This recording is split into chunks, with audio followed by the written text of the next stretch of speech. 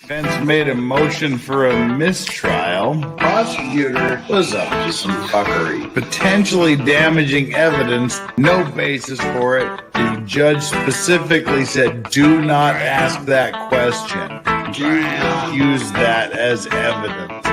She walked right down the path and asked the question. It may be over on Tuesday morning. Batman Bruce Wayne bitch snitch. Gerald Brooks, your constitution does not apply to me because I'm a sovereign citizen, a traveler on the land, I'm the Moorish Empire or whatever, bitch snitch. Because they're so fucking absurd. If you want to be a sovereign citizen, just do yourself a favor first. Go to YouTube here and just get every sovereign citizen that's ever been before. Find me one that won. God dang, you're right. Don't go down this. It's not the path. Don't have time for stupidity. Some clever dick on the internet didn't find the great loophole in all of the world's law. Bitch snitch. God dang, you're right.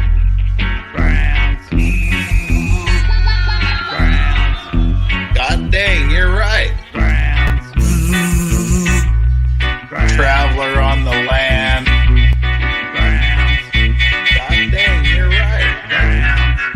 Moorish Empire, traveler on the land, bitch snitch, Moorish Empire, God dang, you're right, traveler on the land, bitch snitch. The late evening U.S. people.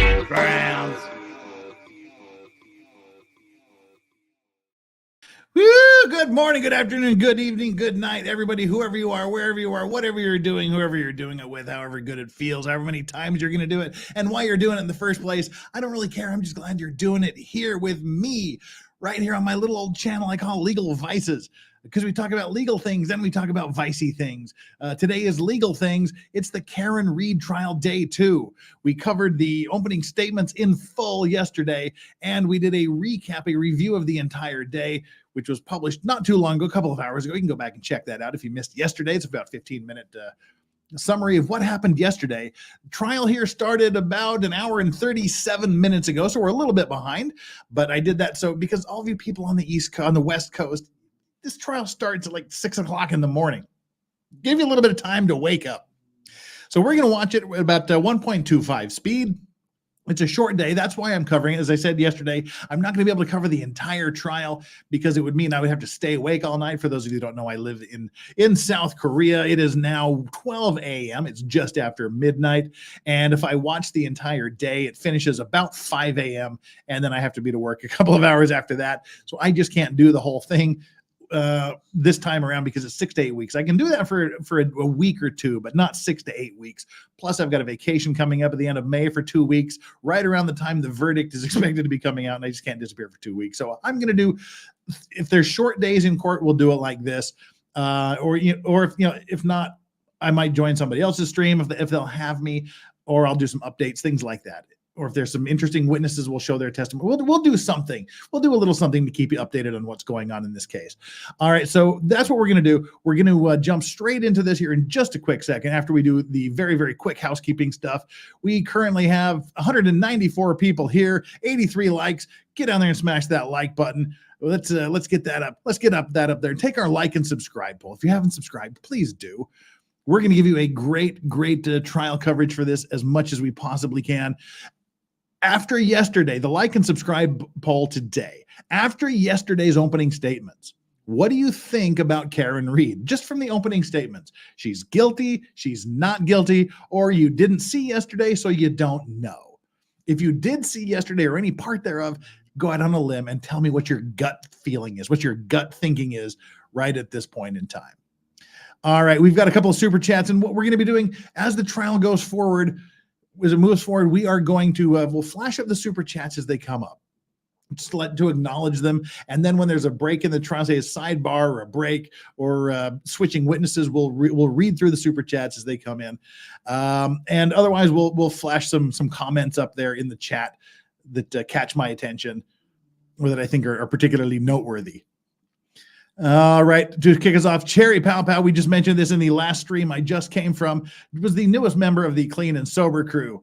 Unhung Hero kicking us off with the first $2 super chat of the night. Which read is best, Karen or Hannah? Hey, I don't discriminate with my reads. I like all the reads. All the reads are good.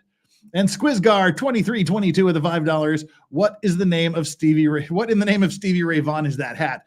I actually know the company that made Stevie Ray Vaughan's hat, and it's like $700 to get a replica made. Nah, it's a little bit pricey. No, this is a replica of Clint Eastwood's hat in Pale Rider. There's a lot of history to this hat. It is a replica of Clint Eastwood's hat from Pale Rider.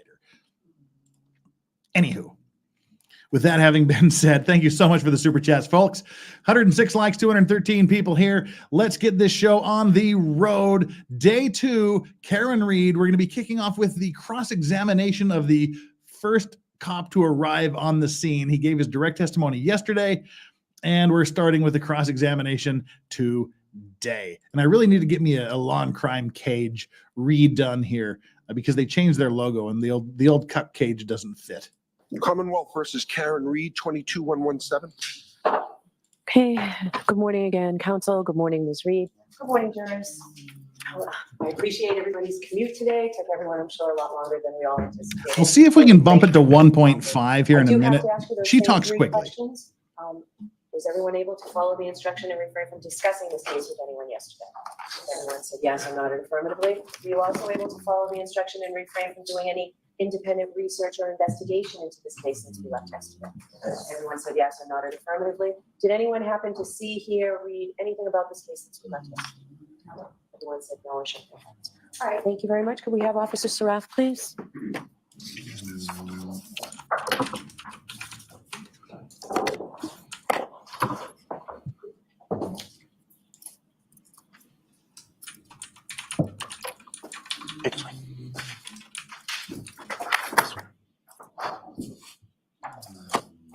All right, all the information you need is scrolling across the bottom of my screen and their screen. Gentlemen, you're still under oath.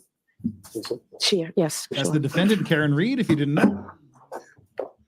This is the first cross-examination. All right, Mr. Jackson. He didn't cross-examine the first two witnesses, which were the brother and brother's wife of the victim.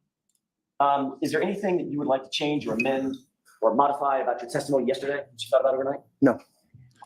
Okay, and I will not be pausing this very much at all, but that's a dangerous statement when a lawyer asks you, are you sure you want to stick by the testimony you gave yesterday? That can be a sign that they have something up their sleeve that they know that they're going to call you out on. But let's find out how this goes. Sorry, I won't do that. Did you discuss your testimony with any person between the time you got off the stand yesterday and coming back to the courtroom? No. Officer Sheriff, I want to ask you a question about, or a couple of questions about something called a dispatch log. You know what a dispatch log is? Yes. What is a dispatch log? Can you describe for the jurors? Just notes saying what time calls come in and sometimes a short synopsis of what happened on the call. It's an official document generated by the Canton Police Department, correct? That's correct. And it's kept in the ordinary course of business? Yes. It's created at or near the time of the event that it's recording? Yes. And it's supposed to be accurate? Yes. Is that yes? Yes. Okay. Sir. And in fact, what it has is the dispatch details of the event that's in question. Whatever officers show up, what time they show up, the order in which they show up, the location to which they're dispatched, things of that nature, correct? Yes. Have you looked at the dispatch log in this case? No, I have not. May I approach you on it? Yes. This has been pre-marked as Exhibit 27. Take a glance at that and tell me if you recognize that document.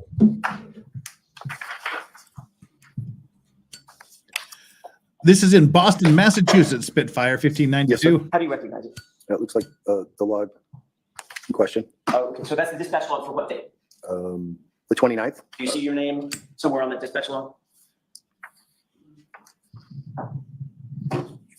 Yes. To the right, one of the three officers that was called to the scene? Yes. And that looks like the dispatch log for the call out that you were testifying about yesterday. Is that right? That's correct. May I approach you? Yes. Go May I publish this as we Yes, discuss it? That is really small font. I'm going to make it approach one more time. yes. This is not an eye contest. Thought it was not. I should say. Oh, look at that. Okay. The magic of technology. All right. You can either look up on the screen or look at the dispatch log that's in front of you. I'll try to look at the one on the screen with my eyes on that either. If you look to the right, there appear to be 3 entries for the dispatch of the officers that were on the scene about which you testified yesterday, correct? Yes, sir. And in fact, it has this dispatch log shows that you and then Officer Meany and then Sergeant Good all arrived to 32 Fairview that morning within 7 seconds of each other, correct?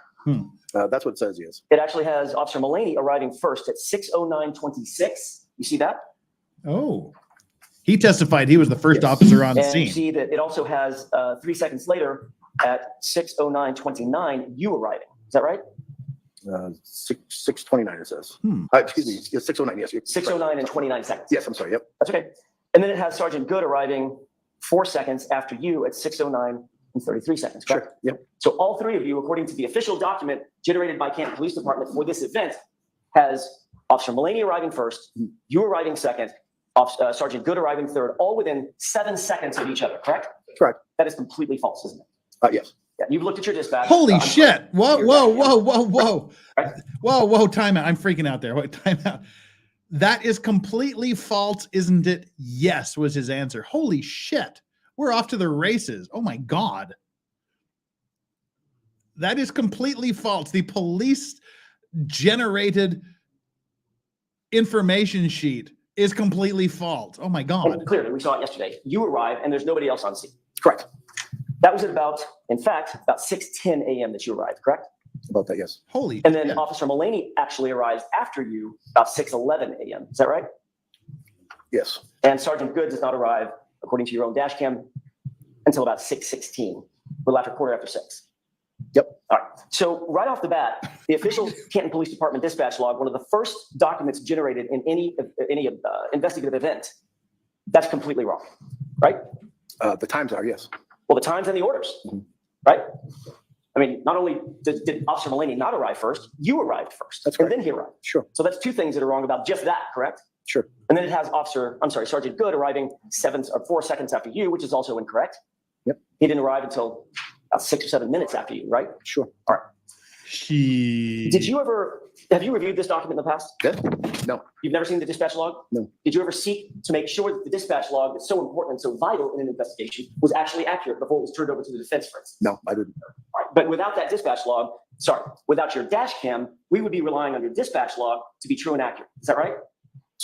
Other than what I'm saying that what happened, correct. And do you think it's accurate otherwise? Yeah. Not in order, no, it's not.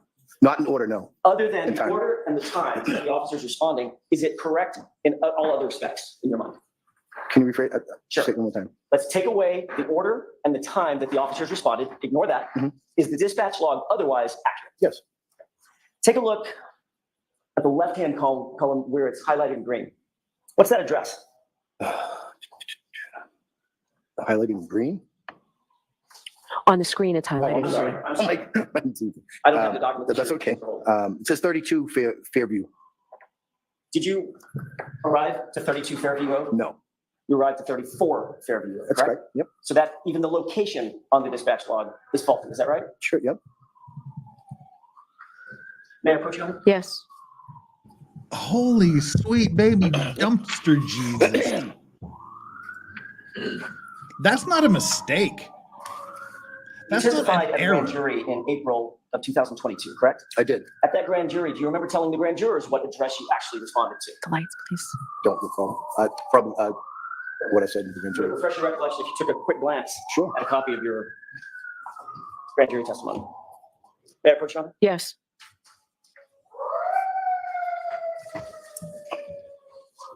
Thank you. Officer Sheriff, I've done you the favor of highlighting a page on page 9. Where did you indicate to the grand jurors that you actually It arrived? says 35 Fairview. I know what it says. I'm asking if it refreshes your recollection that you actually testified under oath that you responded to 35 Fairview Road. Yes, And that is incorrect as well, isn't it? Oh my God. yes, Holy shit. Have you reviewed any of the other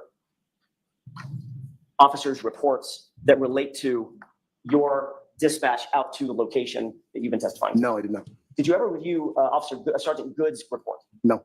Are you aware that have you ever discussed with Sergeant Good that he wrote in his official report that you responded to 32 Fairview Road? No. And of course, we just talked about the fact that the dispatch log lists 32 Fairview Road and not 34 Fairview Road, correct? Correct.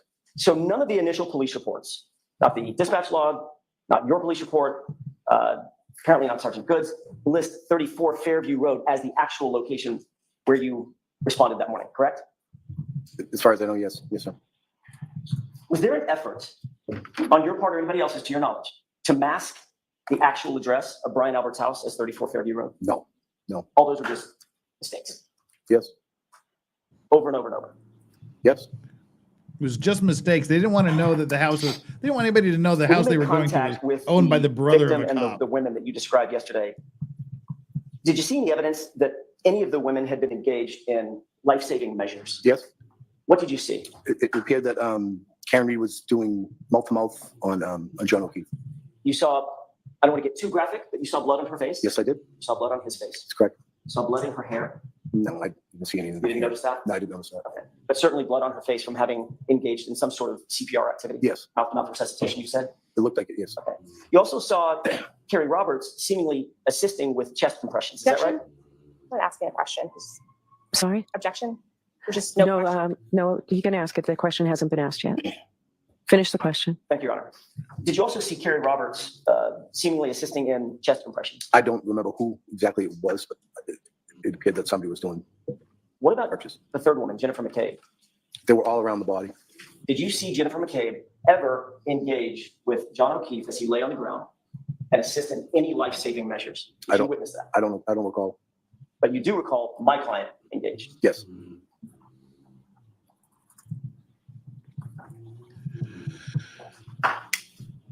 Isn't it true that Jennifer McCabe pulled you aside while my client and Carrie Roberts stayed with John O'Keefe and began engaging you in conversation? Yes. And she was providing some sort of a narrative to you, correct? Correct. While the other two women are trying to save John O'Keefe's life, she's talking to you For brief seconds, I would say. for brief seconds. Yes. You saw that the Dashcam video was those several minutes on the Dashcam video where she's standing and having a conversation with you. Are those the brief seconds? I don't know what time frame you're talking about. Right after you got there. Right after I got there. Correct. Did you ever see Jennifer McCabe do anything physically to help John O'Keefe? No, I didn't see anything. Did Jennifer McCabe offer to you during that brief seconds that you described, this narrative that she was having, this conversation she was having with you, did she ever offer the fact that she was standing in front of her sister's house? No. Did she ever offer the fact that her brother-in-law, who lives in the house, is a first responder? Objection. Sustained. Were you apprised at any time while you were out there that the homeowner was a first responder? Objection. Sustained.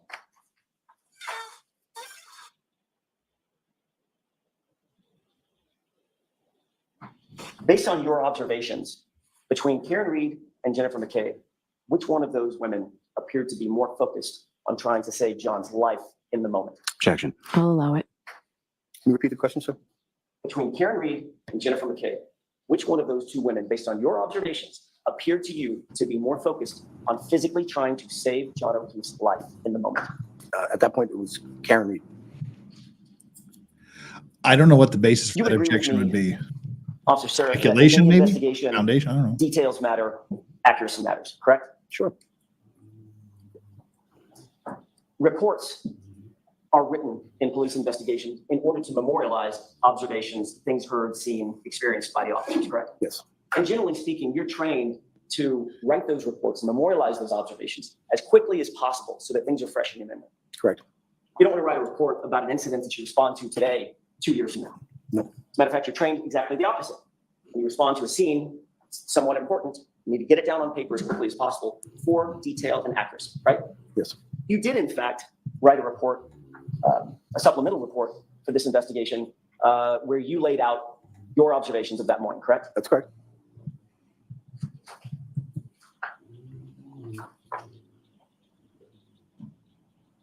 These are called incident reports, correct? Yes.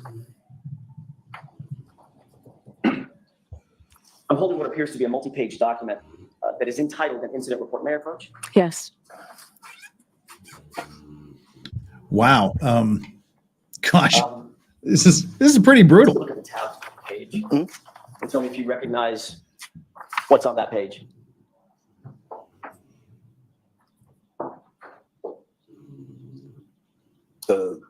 I'm sorry.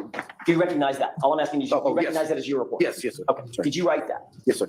When did you write that? I believe the morning of, So that would be January 29th, that's correct. a little bit later in the morning after you left the scene. Yes, And you were reflecting back on what had just happened minutes or hours before, correct? Yep. And you were trying to be as truthful as possible, correct? yes, You were trying to be as accurate as possible, yes, as comprehensive as possible, yes, and as thorough as possible.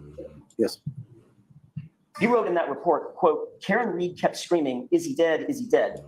She was severely distraught and not able to tell me what happened. Correct? that's correct. Fair approach? Yes.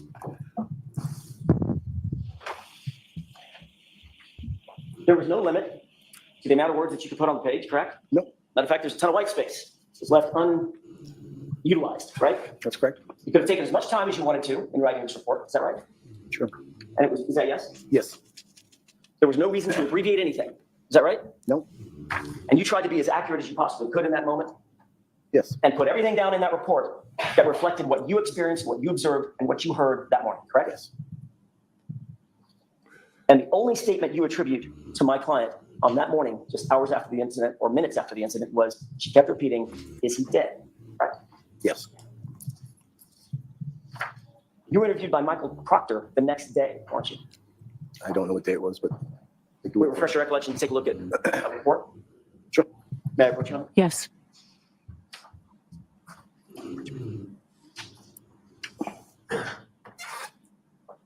Oh, dang it. The court clerk reminded me that I haven't Take a eaten look at my that ice report cream. that's dated March Damn it. 15, but reflects an interview on January 30, and then tell me if you recognize it. He reminds me I didn't eat my ice cream too. I bought peanut butter ice cream and I forgot to eat it. Shit. Looks like it's his report. Okay, that's that's Trooper Proctor's report of an interview that he did with you, correct? Yes, And if you look on the second page, paragraph about what you stated to Trooper Proctor. that's highlighted? Is I that- highlighted for you, yes. Yes, Okay.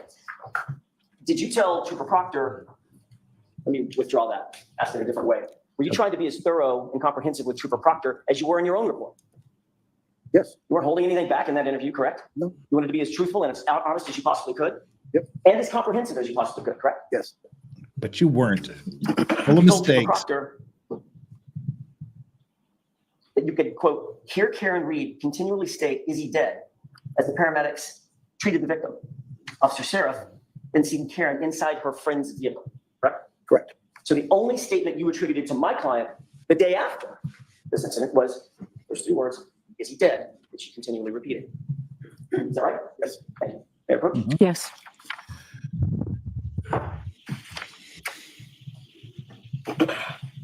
Seems a bit nervous and fidgety on the stand.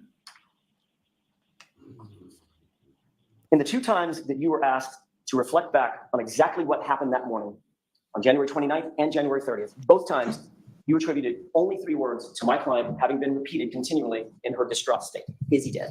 Right? Yes, And she wasn't saying that calmly, I'm assuming. no, Matter of fact, you used the word she was severely distraught. Is that right? that's correct. When you say severely distraught, we saw part of that on your dash cam. She was emotional, Yes, And she was running back Upset. and forth. yes, focused on John, yes, trying to save his life, yes. and asking, what was the question that she asked? Is he dead? Over and over and over. This Correct? lawyer is Correct. so fucking good. Then you were asked to testify in April of 2022, April 14th of 2022, at a state-run grand jury by the Commonwealth. Yes, In fact, Mr. Lally was the fine prosecutor who was asking you the questions, correct? yes, Between the time you wrote your report on January 29th and you gave a statement officially on January 30th, between that time and when you testified in April of 2022, do you have any meetings with anybody from the Massachusetts State Police? no, Do you have any meetings with Mr. Lally? no, Did Mr. Lally put you on the stand without talking to you first? no. For this trial? Nope. I'm just, the dates in question are up to April 14th, 2022 at grand jury. Don't recall. You don't recall if you met with either Mr. Lally or any of his contemporaries to discuss your potential testimony? Not, I don't recall meeting with him for that. No, one time I met with him in his office was a couple of weeks ago with this. In preparation for this testimony. Correct. But your testimony now is that he didn't meet with you or you did not connect with him to discuss your testimony before the April grand jury? I don't recall. When you did testify in that grand jury,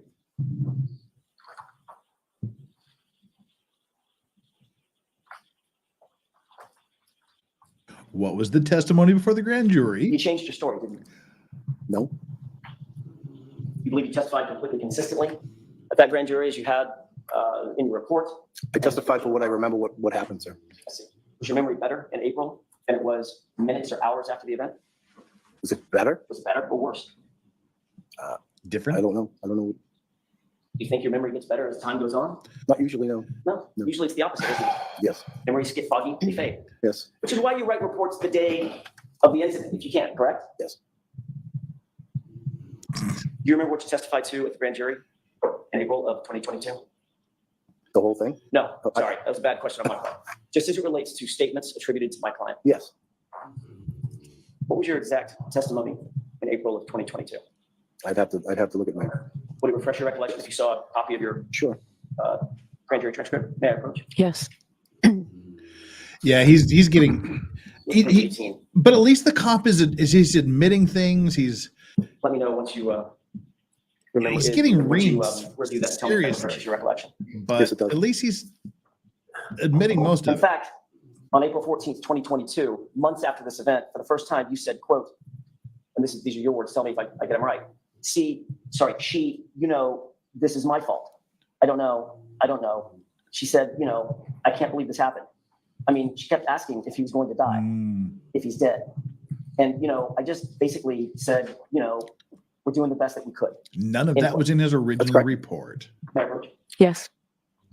He just testified that was the only thing he heard or said, and he made every effort to make sure his report was complete. So in April of 2022, for the first time, you attributed the phrase, this is my fault. I can't believe this happened to my client, correct? That's correct. But nowhere in your official report did you say that. That's correct. And nowhere in your interview with Trooper Proctor the next day did you say that. That's correct. You think that was a pretty important omission on your part? It was an oversight. An oversight. Yes. And That oversight. a woman who you made contact with, standing over the body of a fallen police officer, said to you, this is my fault. Just missed that one. Yeah, that you wouldn't want to put that in your Yes, report. yes, I missed it. Yeah, I didn't write it down. You didn't write down that she apparently confessed And of in your course- police report at the time of the You testified accident. yesterday, Bullshit. and your statement changed again, right? Oh, I again. don't, Remember what you said yesterday, these jurors? word for word? Roughly. Well, I wrote it down. Let's see if this helps. Yesterday, you said, my client said, quote, it's all my fault. I did this, end quote. Yes. Remember that? Is that yes? Yes, sir. But you didn't say that at the grand jury. No. And you didn't say that to Trooper Proctor, No, sir. and you didn't put it in your report. That's correct. Oh,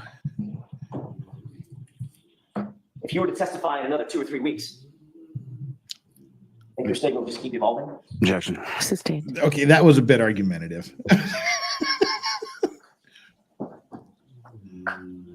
Now I want to shift gears for a second and talk about what Ms. Reed actually said that morning.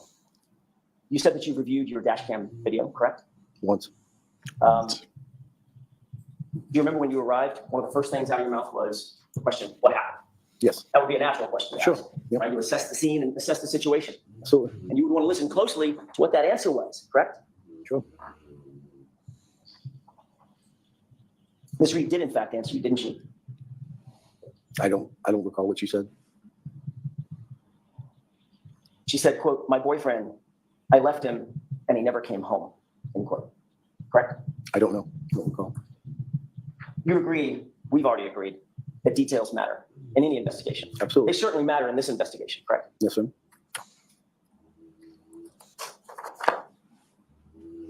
I'd like you to take a look at what's been pre-marked as Exhibit 26.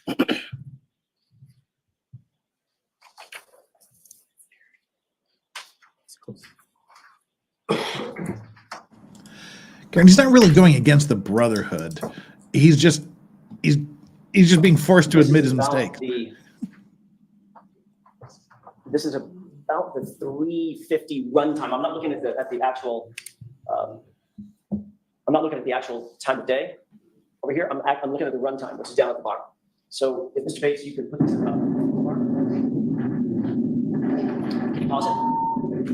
Just to orient everybody, does this appear to be your dash cam? Yes, sir. Same dash cam you were looking at yesterday? Yes. Okay, let's go ahead and play Mr. Bates.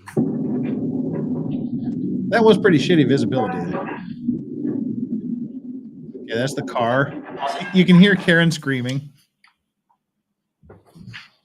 Officer Seraph, just like it's not an eye exam, it's not a hearing exam either. I'm going to do the best I can to raise the volume. And Officer Seraph, I want to focus your attention, if you wouldn't mind, on 9 seconds after you say what happened. Just count in your head and listen very, very carefully to a woman's voice that responds to what she says. Go ahead.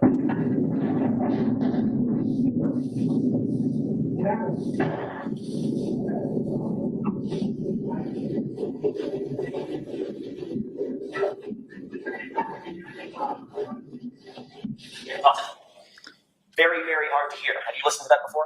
No. Does it appear to you that she said, my boyfriend, I left him and he never came home? I couldn't understand anything. Okay. I couldn't either. Let's replay it one more time.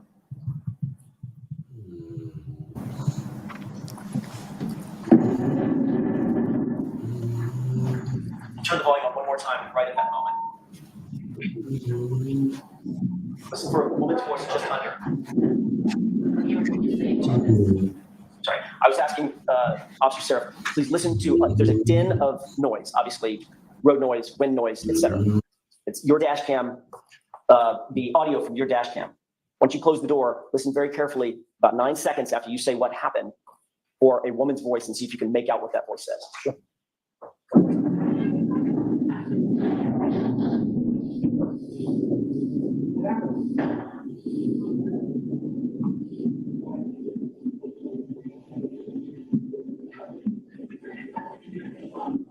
Stop. Did you hear? I left him and he never came home. Can't hear shit. I couldn't understand what they were saying. You couldn't understand that? No. You want to hear it one more time? No, I don't think it. no. Judges, no. Turn the lights on, please. We don't want to hear it again. And the other, for those that are just joining and you're new here and you can hear the snoring, that's not my heavy breathing. It's my dog snoring up a storm over here. If my client had Sorry said, about that. my boyfriend, I left him and he never came home, would that be something that you would find important to put in your report? Objection. Sustained. Let's move to another area of the dash cam video. I want to keep playing it at the 28-minute mark, 28-minute and 20-second mark or so. So can I see counsel sidebar for just a minute, please? All right, sidebar time. And this is a judge's own. Livid Pigeon says, to be fair, Jeff, sometimes we can't hear you. If you know, you know, lol. I guess I don't know. Yeah, you can hear the dog snoring. DCV Titan with a Canadian $2 says, hard not to fidget while being reamed that hard. Yeah. He's getting savaged on the stand. And Jennifer with a £5 Astroglide to the stand. I believe this is the victim's parents.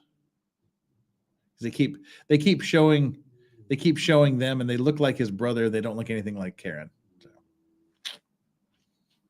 The mute button, Jeff. I see. Boomer mic moments. I see. Dog snoring. Hey, there you go. Do you recognize your dash cam video being on the left of the screen? Yes, sir. Okay. Have you looked at Sergeant Good's dash cam video, which is squared up on the right side of the screen? No. You've never seen it? No. Okay. Does it appear to you that these are two different perspectives of the same scene? In other words, you see the car or the SUV on the left side of the screen right here, correct? Yes, sir. See that same SUV right there, correct? Yes, sir. Okay. Does that appear to be two different perspectives, two different angles? Yes. But basically the same thing? Yes. Okay. I want to draw your attention to the individuals to the left of the SUV right here. There's a person wearing a hood with fur on it. Is that Carrie Roberts? To your memory? I don't know. There appears to be another person with a darker jacket standing just in front of that person with the hood and fur. You see that person? Yes. Okay. I'm going to ask you to focus on the person in the darker jacket. Sure. I believe, and the only reason I'm asking you to focus at this point is because I want to try to play this just once and see if you recognize what's depicted in the video. Sure. What I expect you may see is this person move out of sight behind the SUV, and then in the background, there's an SUV parked in the driveway. Pay special attention to that portion of the SUV and see if you see that person in a dark jacket pass from right to left in front of that SUV as if they're going to the house. Let's go ahead and play it.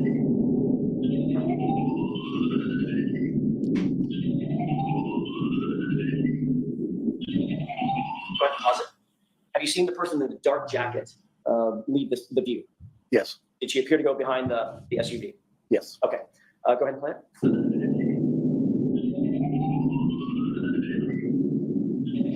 Go ahead and stop right. And now I'm going to ask to draw your attention to that car with snow on it. Pay special attention to that car as the film continues to run. Go ahead.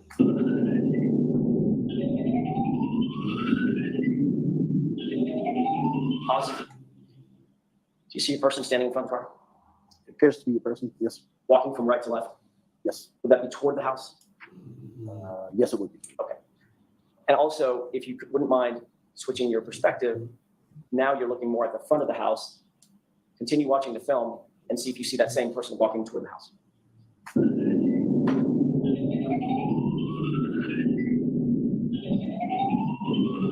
Stop. Did you see that?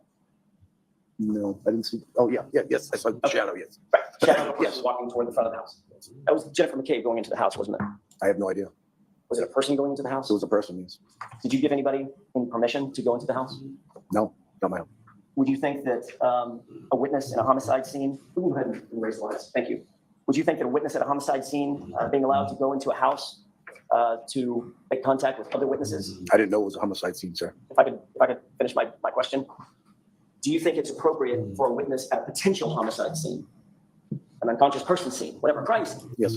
to make contact with other witnesses and begin discussing the situation unsupervised? Can you rephrase that question, sir? Do you think that's an appropriate thing to have happen? I have no answer for that, sir. I don't know what you're asking. Officer Seraph, when you go to a crime scene, Yes, sir. one of the first things that you'd want to do is secure the scene and separate witnesses so that interviews could be conducted, correct? Sure. You wouldn't want witnesses just cavorting together and getting their story straight, right? Correct. You want to avoid that at all costs, Yes. right? Yes. And why is that?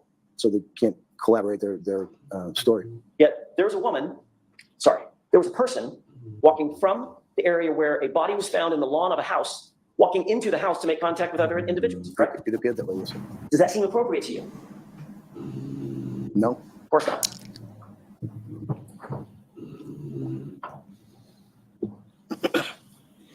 We talked Fidget. a bit about what you did and didn't hear at the scene from my client. At any point when you were at that location, did you hear my client repeating the phrase, I hit him, I hit him, I hit him, I hit him? She said, I hit him? No, I didn't hear that part. You never heard her whisper it, yell it, say it, or otherwise? Not that I recall. If you had heard that statement, you likely would have written it down, wouldn't you? Yes. You likely would have reported that to Trooper Proctor the next day, wouldn't you? Yes. You likely would have mentioned it in your grand jury testimony, correct? Yes. And you did none of those things because you did not hear that statement, correct? I did not hear that. No. Prosecution said somebody heard her say it. Sir, you were at 34 Fairview for more than an hour before you cleared the scene, right? Yes, sir. You were at the location of the body of John O'Keefe. Yes. In other words, you just didn't stay in your cruiser. You walked out to where John O'Keefe was. No, I was in my cruiser at different times. I Must have been a bad question. Okay. You didn't just stay in your cruiser. At points, you got out of your cruiser, walked over, made contact with the women, and you were standing next to the body. Yes. And you were obviously looking around. You noticed some footprints, Yes, and you even noticed some lack of footprints. that's correct. So you were being observant at the area of the body Yes. and the area adjacent to the body. Yes. You were looking for anything that might have been out of place, Yes. anything of any evidentiary value, correct? Yes. He's going to ask You about never the saw tail or light. otherwise observed, located a single piece of taillight material, did you? No. Oh, You certainly didn't see 45 pieces of broken plastic or taillight material, did you? No. You never located or otherwise observed John O'Keefe's missing shoe No. or any other clothing of his? I didn't. No. Officer Schraff, did you ever think to look inside the house No. for that missing shoe? No. That never crossed your mind? No. You think that might have been a smart thing to do at the time? Objection, Your Honor. Rephrase No. the question. Sure. Do you think that would have been appropriate protocol when dealing with a body laying on a lawn that is partially unclothed to look inside the house of the lawn? No. You didn't think that would have been an appropriate protocol? No. For you or anybody else? No. Obviously, you did not conduct a search of that house, did you? Nope. And you're aware that to this day, no law enforcement officer ever conducted a search of that house? I'm not aware of that. Yeah, just a moment, Your Honor. Yes.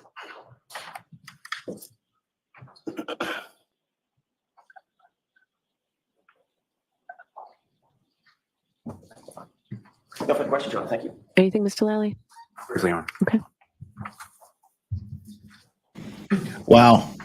That was a great cross-examination. Morning, sir. Morning. You were asking questions, and you were shown a dispatch log, is that correct? That's correct. And dispatch log, as far as the Canton Police Department is concerned, are you aware of sort of how or when or who creates that? Yes.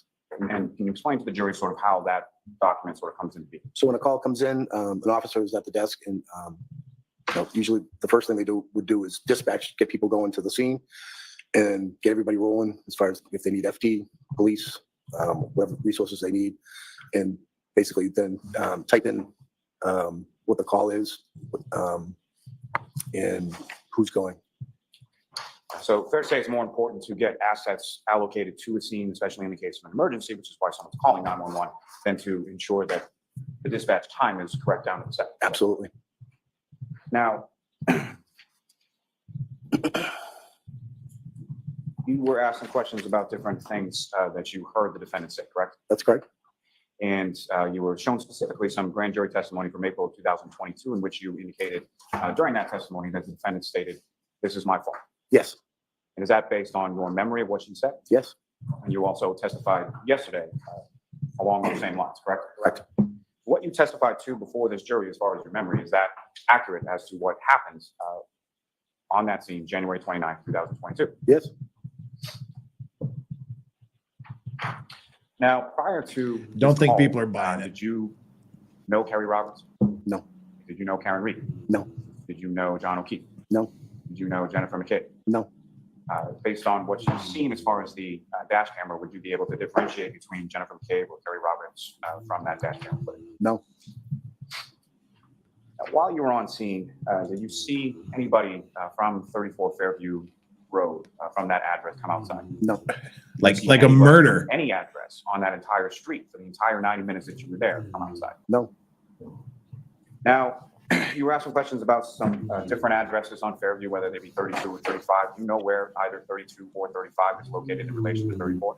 We'll be next to each other, sequential order. Nothing further. Okay. Nothing, Your Honor. Thank you. All right, you're all set, officer. Thank you. Well, that wasn't particularly helpful Mr. to Lally, your next rehabilitate. witness. Your Honor, I'm about to call Officer Stephen Meany to the stand. Okay. Stephen Meany.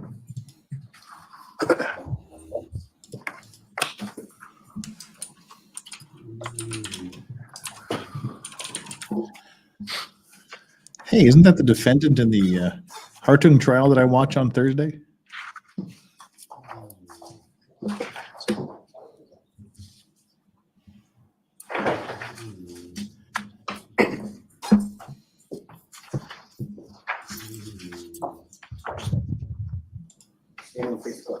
Raise your right hand. Do you solemnly swear the evidence you give in the court and jury in the case now hearing should be truth, the whole truth, and nothing but the truth? DCV Titan says, good luck rehabilitating that prolapsing. You can stand or sit, sir, whatever It is more didn't work comfortable. well. Just make sure you speak into the microphone, please. That's Okay, interesting. whenever you're ready, She Mr. gives Lally. them the witnesses the option of standing. Morning. Could you please state your name and spell your last name?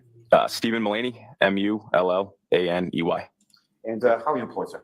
I am employed by the Canton Police Department as a patrolman How long have you been a patrolman for the Canton Police? since July 2020 and a full-time officer since August 2021. Mr. Mulaney doesn't look Irish at all, does he? If I could call your attention to the evening of January 28th, 2022 into the morning of January 29th, 2022. Were you working on that occasion? Yes, I was working the 11:45 p.m. to 7:45 a.m. patrol shift.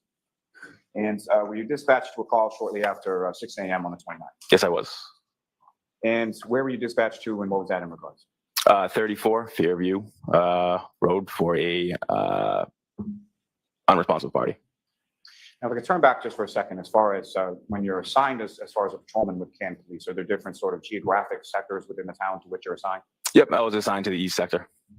And is Fairview Road within that east sector? It's the west sector. So you were assigned to the east sector, but dispatched to a call in the west sector. Is that correct? Correct. Do you know why that was? Yes, east. The east sector backs up the west sector. Prior to this, on the 28th, going into the 29th, were you? Why don't you hold on a minute for them? Okay, I'm getting the feeling the courthouse Go is ahead, Mr. close Riley. to the police department. So on the 28th, going into the 29th, what, if any, awareness did you have as far as the weather forecast or sort of what was predicted as coming? I believe around midnight it began to snow. And that's why you're on shift, is that correct? Yes. When you're on shift and you're on patrol, particularly when there's a weather situation as far as snow or something like that, what is it that you're doing on patrol? Well, I stayed in the parking lot that shift, so didn't get stuck anywhere. And as far as the snow that was predicted and the snow that fell, how much precipitation, what kind of a storm was it? Well, by the morning it was pretty heavy snow. And by the morning, by what time? Around 6 a.m. By the time that you were dispatched to that call, we were just talking about the snow was picking up and getting heavy. Yes. And as you were, so you were at the station when you received the dispatch, is that correct? Correct. Yes. And about how far away is Fairview Road from where you were at the station? Mile and a half, 2 miles. And can you describe for the jury sort of the route that you took going from the station to Fairview Road that Yep. morning? I took a right onto Washington Street from the station, and then I took a right onto Dedham Street from Washington Street, a left onto Cedar Crest from Dedham, and then a left onto Fairview Road from Cedar Crest.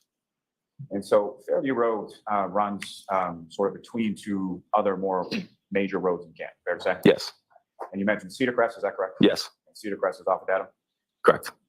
And so what is the other sort of major road on the other sort of intersecting side of Fairview Road? Chapman Street. So when you're coming from Cedar Crest onto Fairview, about how far into Fairview is 34? 2 houses down on the right. So the house would have been on your right, is that correct? Correct. And in addition to yourself, who, if anyone else from your department was dispatched to this call as well? Officer Saraf. And who, if anyone, arrived first? Officer Saraf had arrived prior to my arrival. And Officer Saraf, as far as which direction was his cruiser facing? The same as yours, directly at yours, or something else? I don't recall. You recall seeing Officer Saraf during your en route time sort of between the station and arriving on the scene? I do not know. Now, as far as when you're driving from the station to the scene, what, if anything, do you recall about sort of the road conditions, visibility, anything like that? Visibility was difficult. I don't exactly recall how far you could see, but it was definitely coming down. And at this point in time, on January 29th, just after 6 a.m., what is sort of the lighting conditions? Has the sun come up yet? Is it dark out, or what's going on? It was still dark out. And if you recall, what was sort of the vehicular traffic on the roadway between the station and your arrival on Fairview Road? I don't recall there being any traffic.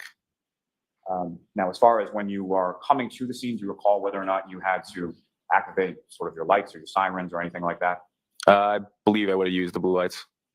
Do you recall using sirens? I do not recall whether or not I used sirens. And if you know, about how much time elapsed between the time that you received the call and the time that you arrived on Fairview? 3 minutes approximately. And when you arrived there, what, if anything, is sort of the first thing that you see? I saw Officer Saraf towards like the front lawn, kind of surrounding the victim. There's a couple other people as well. And the fire department was on arrival right about the same time. And so beyond yourself and Officer Sarah from Canton Police, were there other sort of town assets that were dispatched to this call as well? The fire department. And when you say the fire department, how many sort of vehicles or what was their response as far as? I believe they had a fire engine and ambulance. And do you recall if the fire engine and the ambulance came from sort of the same side as you from Cedar Crest, or did they come into the scene from the same, from the opposite side? I was just going to say that, Ben, they're done I that. think they had come down Chapman Street to Fairview, and they were facing towards Cedar Crest. Now, so you arrived there, you see Officer Saraf and people from the fire department, correct? Yes. And you indicated that you saw a person on sort of person on the ground. Is that correct? Yes. And just for clarity purposes, at some point subsequent to this, you were able to identify the person that was on the ground. Is that correct? Yes. That was John O'Keefe. Is that correct? Yes, sir. And where the other people that you indicated were there, where were they in relation to John O'Keefe? I think I don't really recall where everybody was upon my arrival, but I think everyone was kind of like in the vicinity around the curb to the street. Now, as far as when you're first arriving, you're pulling up to the scene, were you able to see Mr. O'Keefe on the ground at that point, or did? I saw people around him, but I had to get closer before I saw the victim on the ground. And so the other people that you saw around him, were they kneeling down, standing up, or something else? I believe Officer Saraf was still standing up. I don't recall anyone else. And so fair to say you saw Officer Saraf standing up near Mr. O'Keefe before you actually saw Mr. O'Keefe, correct? Yes. Yes. Now, this particular area where you saw Officer Saraf standing up and Mr. O'Keefe also on the ground, what, if any, sort of additional ambient lighting did you observe? What, if any? Any street lights or anything like that We around? did a what, if any Nothing count. at all. Now, in addition to Officer Saraf, at some point did you encounter some other individuals or civilian people on scene? Yep. Miss Jen McCabe. And in addition to Ms. McCabe, were there any other female parties there as well? Yeah. Carrie Roberts. And in addition to Ms. Roberts, was there any other female parties there? Yes. Miss Reed. And just to be clear, do you see Ms. Reed in the courtroom today? Yes. Okay. Could you identify as to where she's seated or an article of clothing she's wearing? Black dress. That's a record of like identification of that. Yes. Now, prior to this call, did you have any prior sort of familiarity with Karen Reed? No. Okay. With John O'Keefe? No. No. With Carrie Roberts? No. And when you arrive and you make those sort of initial observations, where is it that you go? That's The what you're fire hearing. Began their life-saving measures, and at one point we You're were able to hearing get him onto the that. stretcher, or onto a backboard. She's I believe, dreaming. and then onto a stretcher. And what, if any, involvement did you have with that? I assisted the fire department in placing him on the backboard and then helping get him onto the stretcher. Now, as far as you mentioned that the where you came and located Mr. O'Keefe, do you recall sort of what position his body was in when you first observed him? He was lying face up, as was back on the ground. And do you recall where he was in relation to the roadway, if you could tell? Yeah, he was on the front lawn. Oh, I didn't know exactly where the curb was, but I would think about approximately 10 feet from the curb. And so you mentioned that you couldn't tell exactly where the curb was. Why is that? There was snow on the ground. So the snow sort of covered the curb at that time that you're there, is that correct? Yes. But you approximated it was about 10 feet into the lawn. Yeah. And the snow on the ground that you observed at the time when you first arrived, about how much snow had accumulated on the ground? I'd say at that point approximately 6 inches. And what, if any, snow did you observe on any part of Mr. O'Keefe's body when you first saw him? There was really no snow, but you could tell that he had been in the conditions. It was almost as if it was Can't remember what he was. like water, kind of like frozen on kind of to his face. And did you make any observations, or what, if any, observations did you make beyond his face as far as sort of the rest of his body? I don't recall really any other observations. Do you recall how he was dressed? I do not. Do you recall any, what, if any, snow was on any other part of his body? I do not. Now, as far as Mr. O'Keefe was concerned, what, if any, observations did you make as far as any injuries to Mr. O'Keefe at that initial time? I did not recall any injuries. So nothing stood out to you, is that correct? No, correct. And you assisted the fire department in getting him onto a backboard, correct? Yes, And where did Mr. O'Keefe go from there? to the ambulance. Did you go to the ambulance as well? Not that I recall, no. So fire department sort of takes over care of Mr. O'Keefe at that point. Yes. So after Mr. O'Keefe is lifted up, when he's lifted up, what, if anything, did you observe stop. as far as the grounds that have been? Stop with the what if anything shit. I didn't recall anything. Observe anything? No. No. You recall even looking sort of in that area? No. I think he was in front of me, so I wouldn't have seen what was under him. And so after Mr. O'Keefe is taken by members of the fire department over to the ambulance, what is it that you did? Officer Saraf, at that point, we were trying to identify the victim, so I spoke to Ms. McCabe. And without sort of anything that Ms. McCabe told you, about how long period of time did you talk to Ms. McCabe gathering information? Approximately 2 minutes. And who, if anyone else, did you speak with attempting to gather information regarding Ms. O'Keefe? Ms. McCabe is the only one I recall speaking to. Now, as far as the defendant, Ms. Reed, what, if anything, do you recall her? I'm gonna start ringing the bell every time he says "what if anything" or a variation thereof. She was screaming, "Is that my boyfriend? Is he dead?" When you say screaming in a fairly loud voice, correct? Very, very loud, yes. And as far as that sort of phraseology, as far as is he dead, how many times was that something she said? Once, more than once, or something? Repeated many times. And with the same sort of volume that she had said it with, as you described the first time? Yes.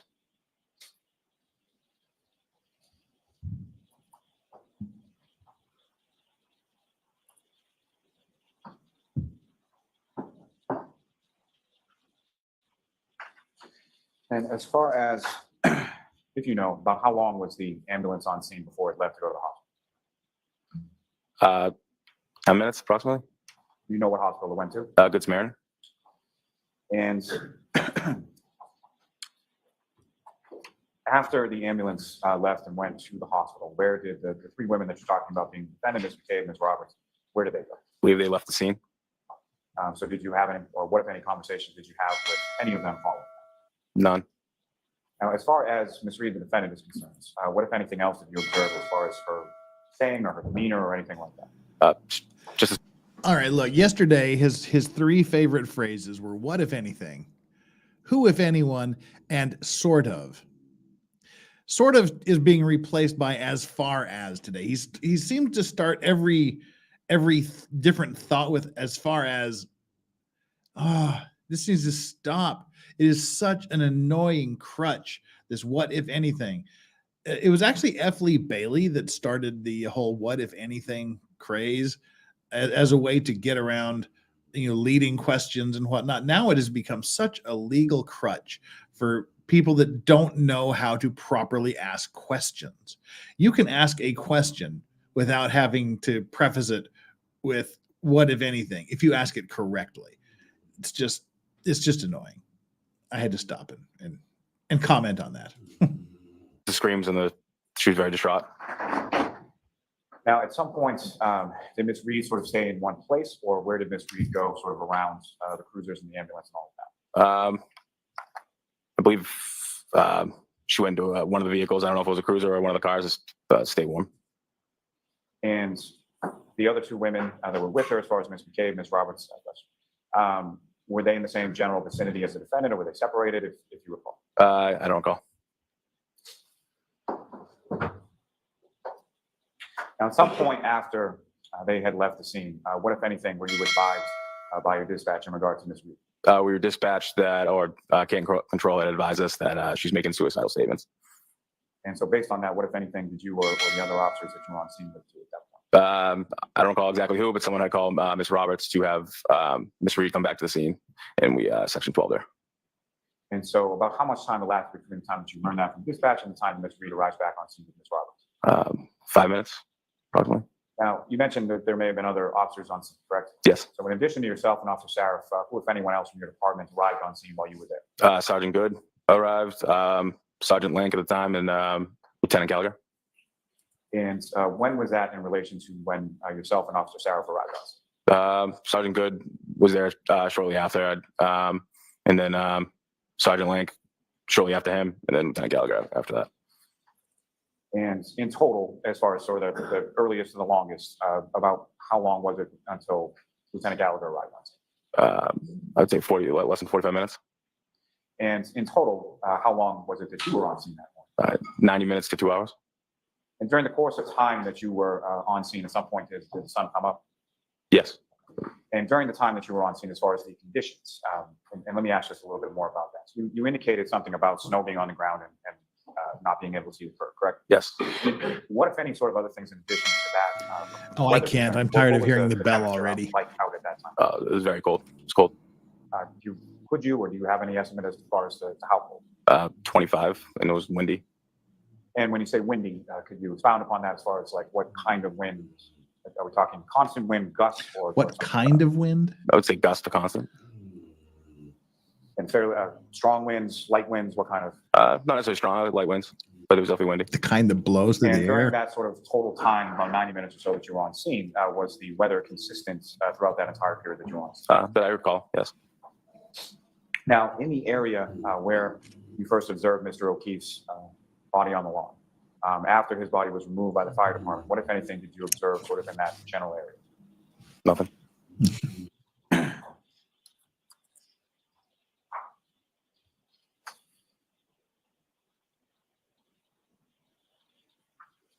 Now, again, you said that Mr. Reed was brought back to the scene or around Fairview Road at the same time by Ms. Roberts, correct? Correct. You know where she went from there? She was transported to Good Samaritan. Different ambulance than had taken Mr. Correct. Different ambulance. Yep.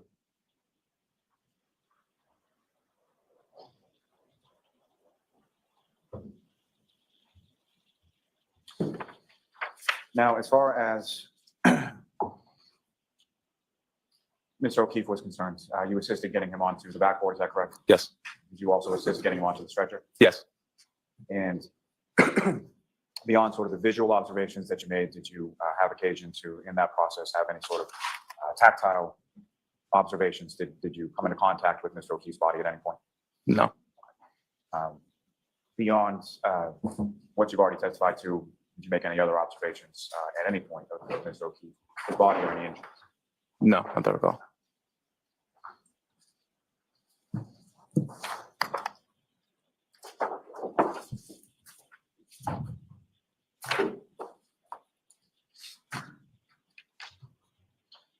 Sir, I'm gonna direct your attention up to the screen over here. Ms. Gilman, if you could just put up exhibit 25 and just sort of pause it as soon as it comes up.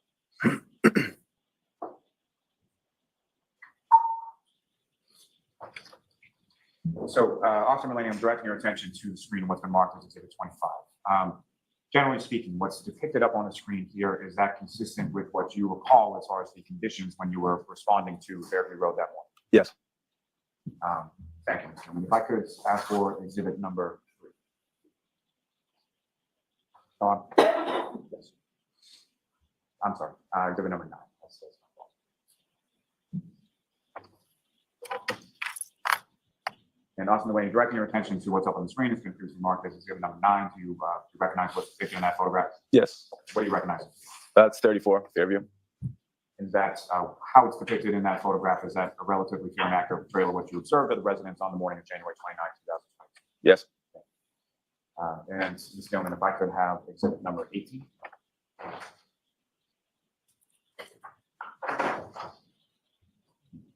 And again, Officer Meany, what's up on the screen? Do you recognize what's depicted in exhibit 8?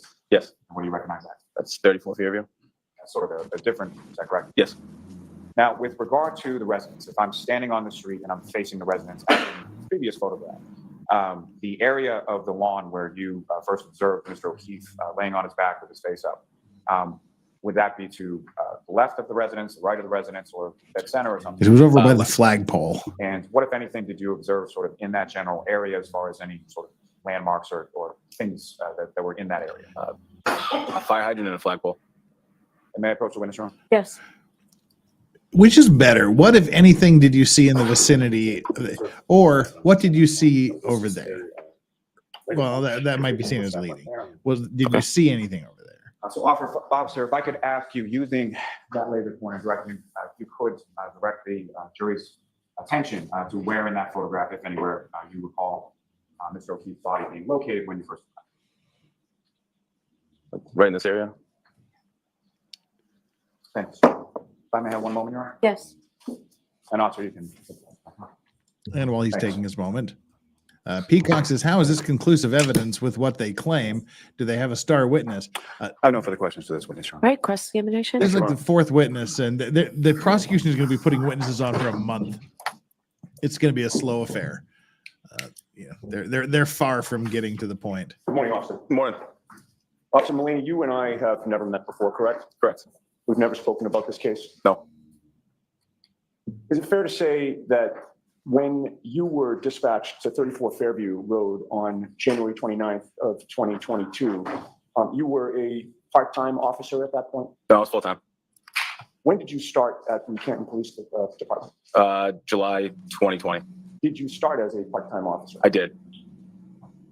Oh, I see. I misunderstood your testimony. You actually became full-time in August of 2021. Correct, sir. Yes. All right. So you had been full-time at that point for about 6 months when you received this call, correct? Yes, sir. And it's fair to say that you were the junior officer on scene? Yes, it is.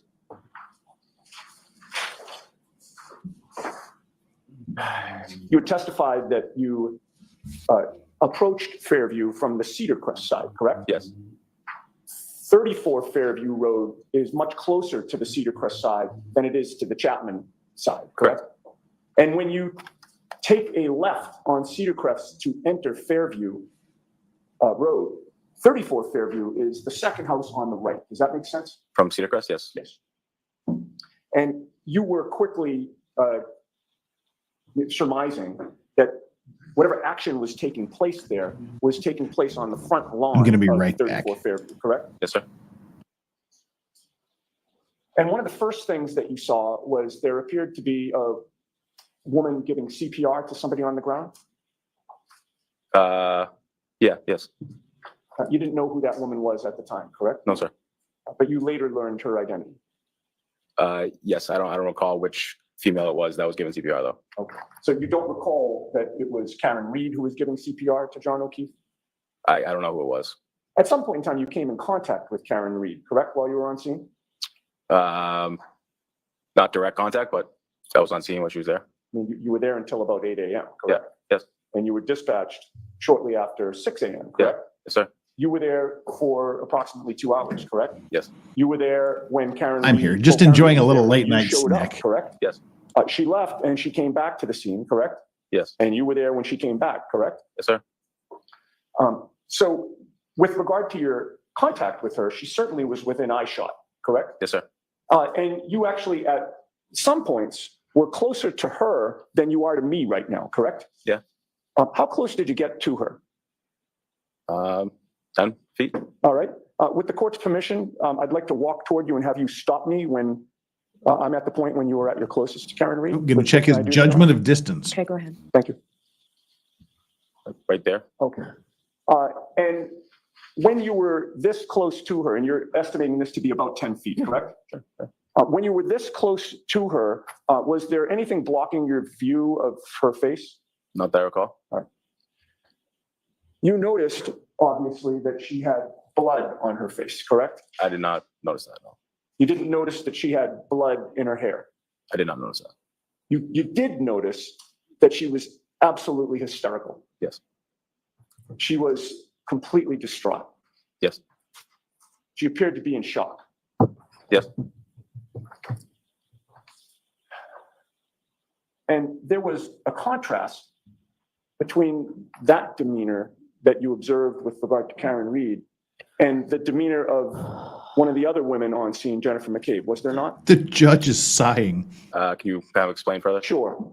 Karen Reed was screaming, correct? Yes. She was yelling, correct? Yes. She was hysterical and distraught, correct? Yes. Jennifer McCabe was not. Correct. And you actually had more contact, direct contact with Jennifer McCabe that morning, correct? Yes. And you spoke to Jennifer McCabe for a good 2 minutes, correct? Yes, sir. Face to face. Yes, sir. You were closer to Jennifer McCabe than you ever got to Karen Reed, correct? Yes. You were able to observe her demeanor. Yes. You were able to hear her tone of voice. Yes. You were able to hear how loudly she was speaking, correct? Yes. You were able to hear how quickly she was speaking. Yes. During those 2 minutes that you were face to face closer to Jennifer McCabe, she was not screaming, correct? Correct. She was not yelling. Correct. She was not hysterical. Correct. She was not distraught. Yes. She was calm. Correct. It's almost like you know me, Island. I'll allow it, but let's move on. Jennifer McCabe didn't have any blood on her face, correct? No. And you didn't see any blood in Jennifer McCabe's hair, correct? No. Now, with regard to what you heard Karen Reed scream that morning, I just want to make sure I get your testimony correct. I believe on direct examination, you stated that she kept repeating two phrases, one being, "Is he dead?" and the second being, "That's my boyfriend," correct? Yes. And how many times do you think that she repeated those two phrases? It's quite a bit, more than 10. Okay. Like almost too many times to count, really. Yeah, yes, sir. And each time she said, "Is he dead?" what was her tone of voice? Screaming very loudly. Each time she said, "Is that my boyfriend?" what was her tone of voice? Same. And you got there not long after Officer Saraf, correct? Correct.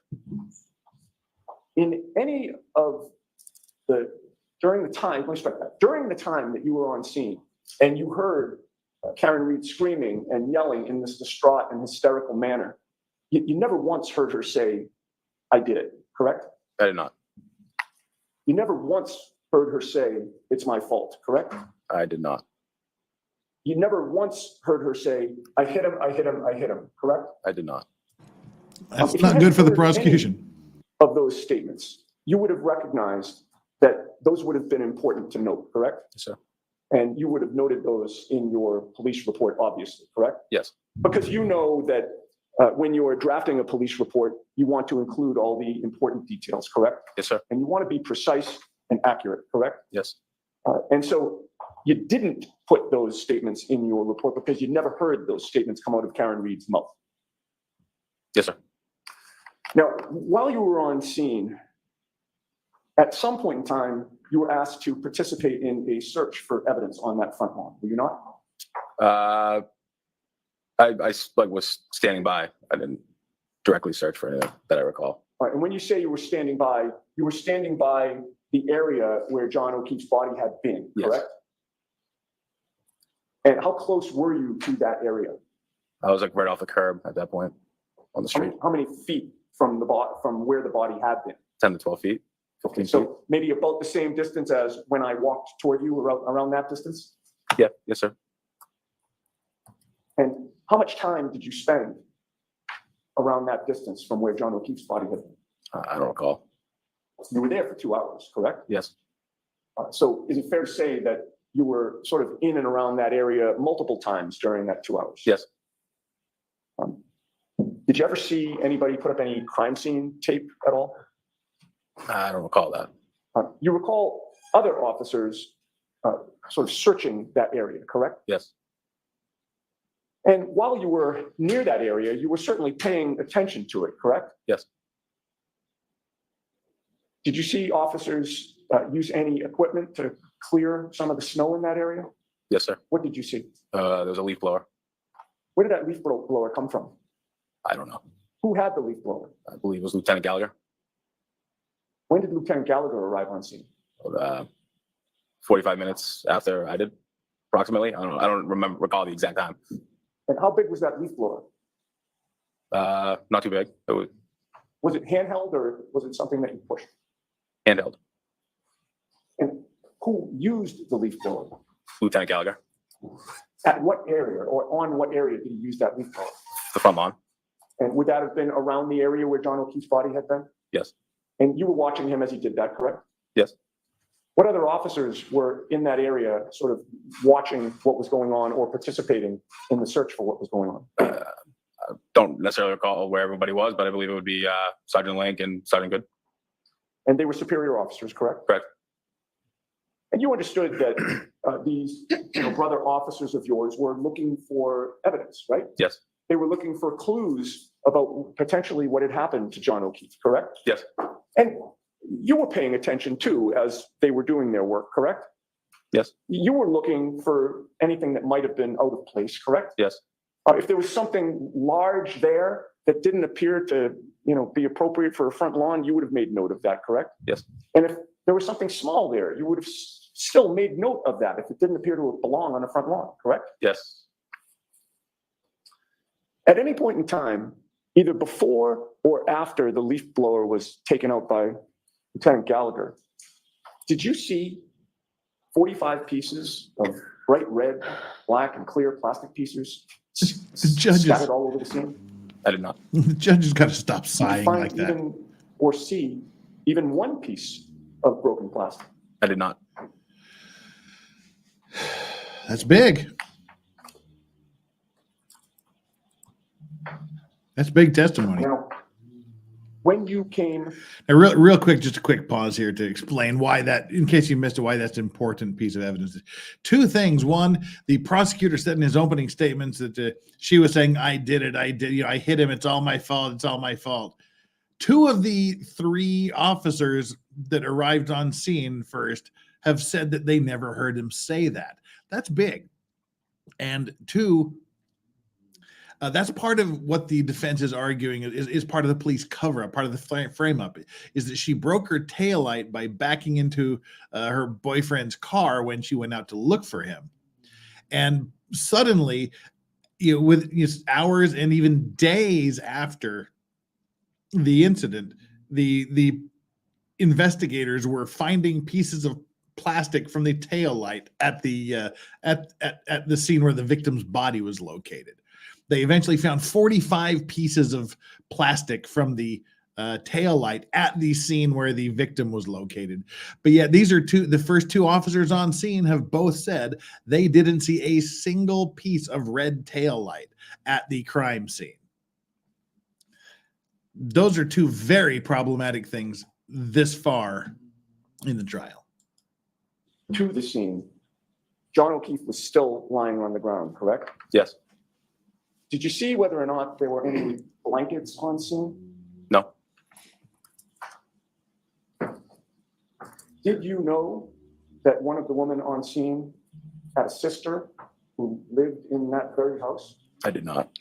Oh yeah, and the officer that towed the vehicle, he lied in the report apparently, and there was a 90-minute difference between the time he said he picked up the vehicle and the time that he actually picked up the vehicle. So an officer had unrestricted, unknown, and unreported 90 minutes with the SUV before anyone knew he actually had it. And then later they started finding the bits of plastic at the crime scene. When you were speaking with Jennifer McCabe, at any point, did you learn whether she had actually gone into that house at all? Objection. Sustained. Did you see Jennifer McCabe approach that house at any point when you were on scene? No.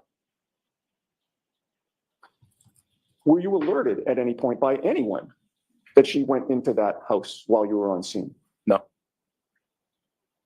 Did you ever see Jennifer McCabe come out of that house with blankets or anything else that might comfort John O'Keefe? No. What was your state of mind regarding whether there were any first responders in that house? I wasn't aware of that. Nobody told you? No.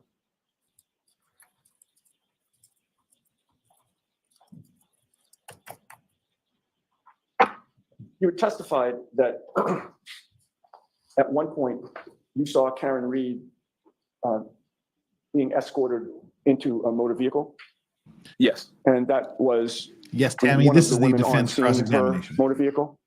Yes, it was either that or a cruiser. All right. Both kind of the same area. But you'll agree with me, at no point in time did you see Karen Reed and Jennifer McCabe in a vehicle together. Not that I recall, no. And at no point in time did you ever hear Karen Reed ask Jennifer McCabe to Google anything? No. I may have a moment here. Yes. And while he's taking that moment, Jennifer I have McCabe, no further questions. Thank you. she reportedly searched the terms "how long to die from cold" 3 hours before anybody knew there was anyone dying in the cold, and then deleted the message. Officer Meany, you've been to Redirect. other scenes in which there is a deceased person on scene, family members or friends around? Yes. And of those other scenes, does everybody who's a friend or a family member of the person who is injured or deceased, do they all react the same? No. Is every single one of them screaming and yelling different things? No. And there were actually 3 women on scene that morning, correct? Yes. Okay, so there was Jennifer McCabe, there was the defendant, Miss Reed, and there was Carrie Roberts, correct? Correct. And did you see any blood on Miss Roberts' face or hair? No. Okay. Was she screaming and yelling things and moving around the scene? No. Now, as far as the residents in 34 Fairview Road, did you see anybody go in or come out of that residence during the time that you were on scene? No. And as far as any of the other residences on the entire rest of the street, did you see any of the neighbors or anybody else come outside at any point in time? I did not. I have nothing further. One question, if I might. Okay. Recross. Sure. And I don't mean to be a wise guy, sir, but did any of the other neighbors on the entire street have the body of a dead police officer on their front lawn? Objection, Your All Honor. right. So that's sustained. All right. You are all set, sir. Thank you. Argumentative. All right, folks, it's 11 o'clock. We'll take our morning recess, 15 minutes. All right, please. Close your notebooks. All right, let's skip ahead here. Though this is by the way, we have named the ceiling fan. This is Ceiling Dion. Whenever the jury leaves and whenever they're on breaks, they show the ceiling fan. That's Ceiling Dion, the name we've given to the ceiling fan. Let's scroll through here.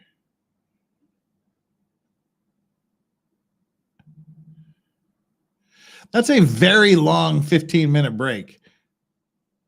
How long is this 15-minute break? From 1:28, 38, 28 to 18. Okay, it's about a 20-minute break. All right. So we're now 1 hour behind. We got about 2 more hours and then we should be done.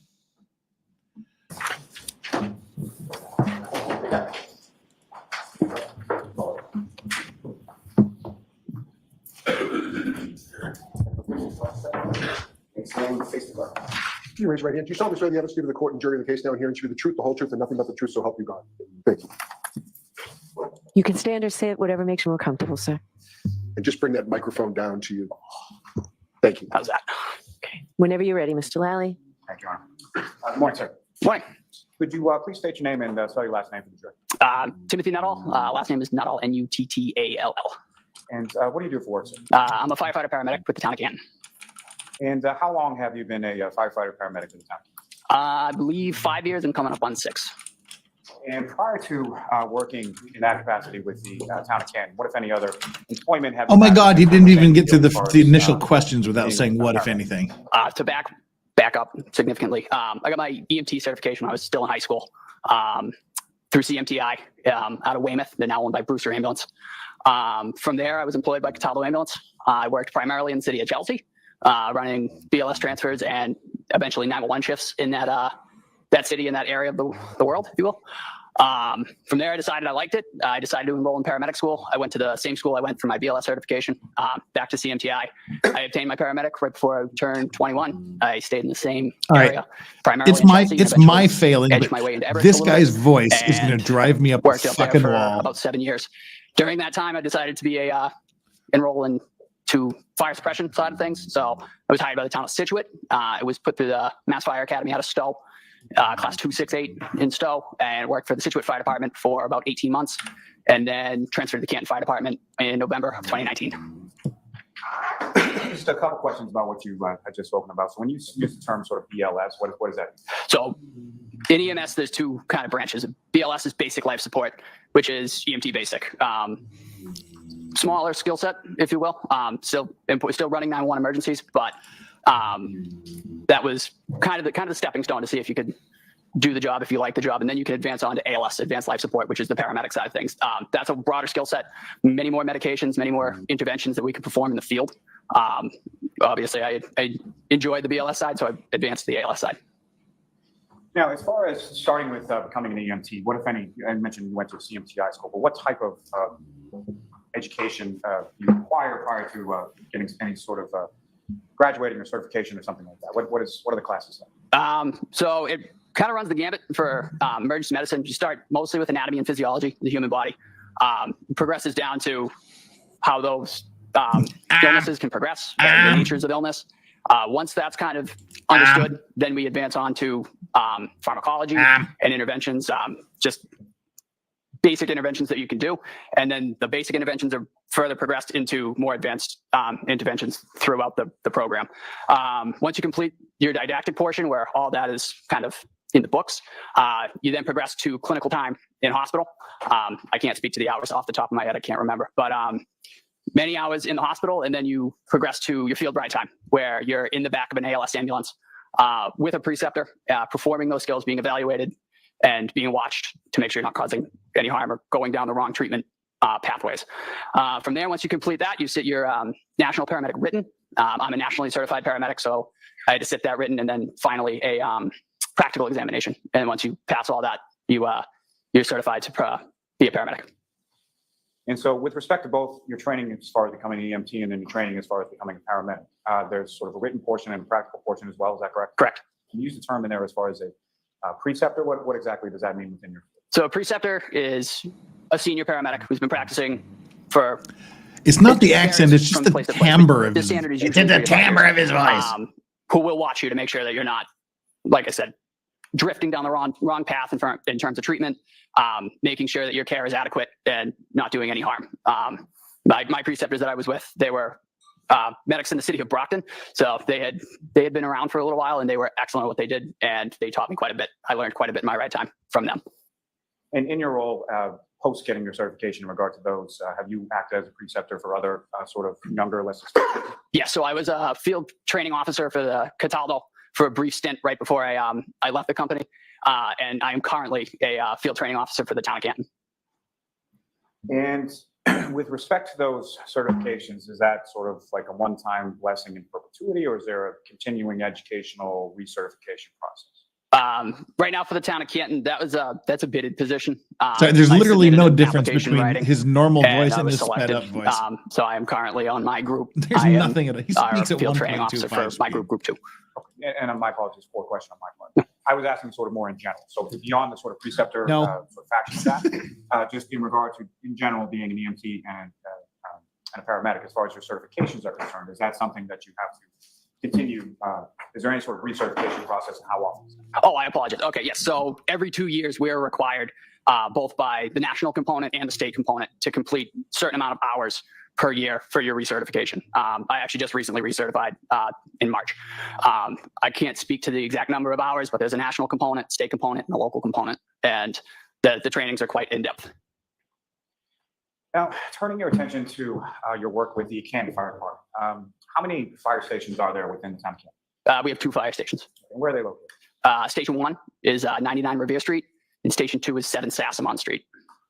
And when you're working with Canton Fire Department, is there a typical kind of schedule or shift schedule that you're working on? So my work schedule is I work 1 24-hour shift, 1 24-hour off, 1 24-hour shift on, and then 5 consecutive 24s off. And as far as a 24-hour shift, what time to what time does that run with the Canton Fire? For us, we report at 0800 to 0800. So 8 a.m. to 8 a.m.? Yes. And within both of those station houses, how much sort of apparatus, or how many different sort of vehicles and apparatus do you have within each of those station houses? For Station 1, 99 Revere Street, we have Car 5 staffed with a captain. We have Engine 3 staffed with 1 lieutenant, 2 firefighters, and Ambulance 1, who is staffed with two firefighters.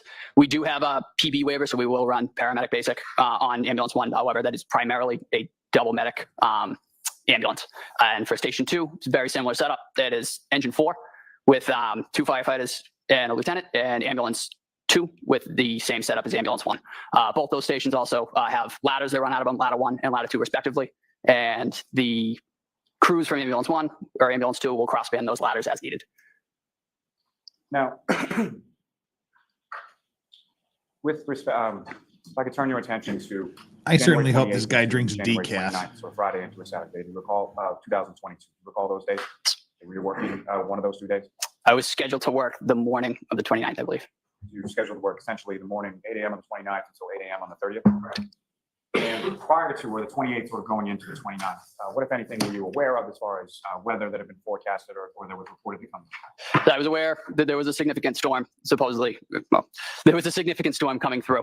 I woke up very early that morning just to check. I took a peek outside at my house. I live in the city of Brockton. I noticed that the conditions it was starting to snow a little bit. So I got up early and got ready for work and left earlier than I normally do.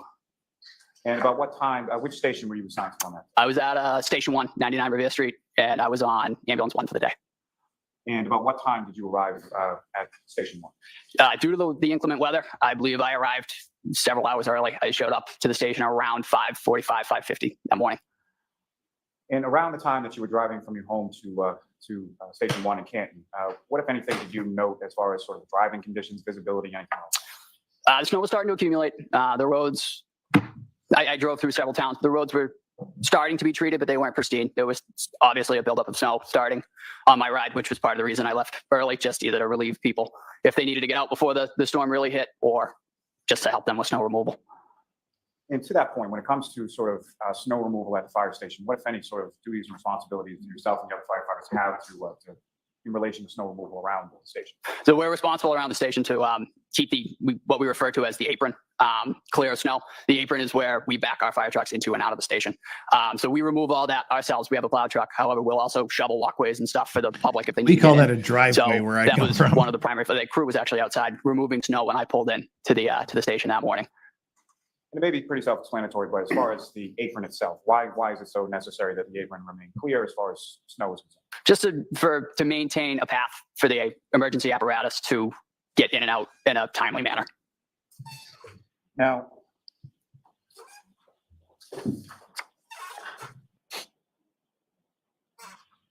beyond sort of the snow accumulation that you noted on your way to work that day, what, if anything else, did you note as far as the weather conditions, whether it be temperature, winds, anything to that effect? They were approaching blizzard conditions. It was windy. It was still very early in the morning, so it was quite dark, and it was windy and snowy. So we were approaching blizzard conditions, like I said.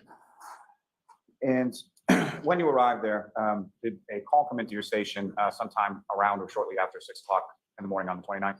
Yeah, I arrived, as I previously stated, around 5:50. I had put my gear, my firefighting structural gear, out with Ambulance 1, just in the event that there was an emergency. And as I was doing that, the emergency tones went off for a medical. Do you recall what was the report in regard to, what was the dispatch in regard to as far as the medical was concerned? The overhead dispatch came in as a unresponsive male in a snowbank at 34 Fairview Road, outside. Unclear any further information. So when that came on, we had one of the paramedics that morning and one of the firefighters who was a relatively new firefighter. I made the decision to step on the ambulance to provide an extra set of hands as one of the more senior paramedics in the station at the time.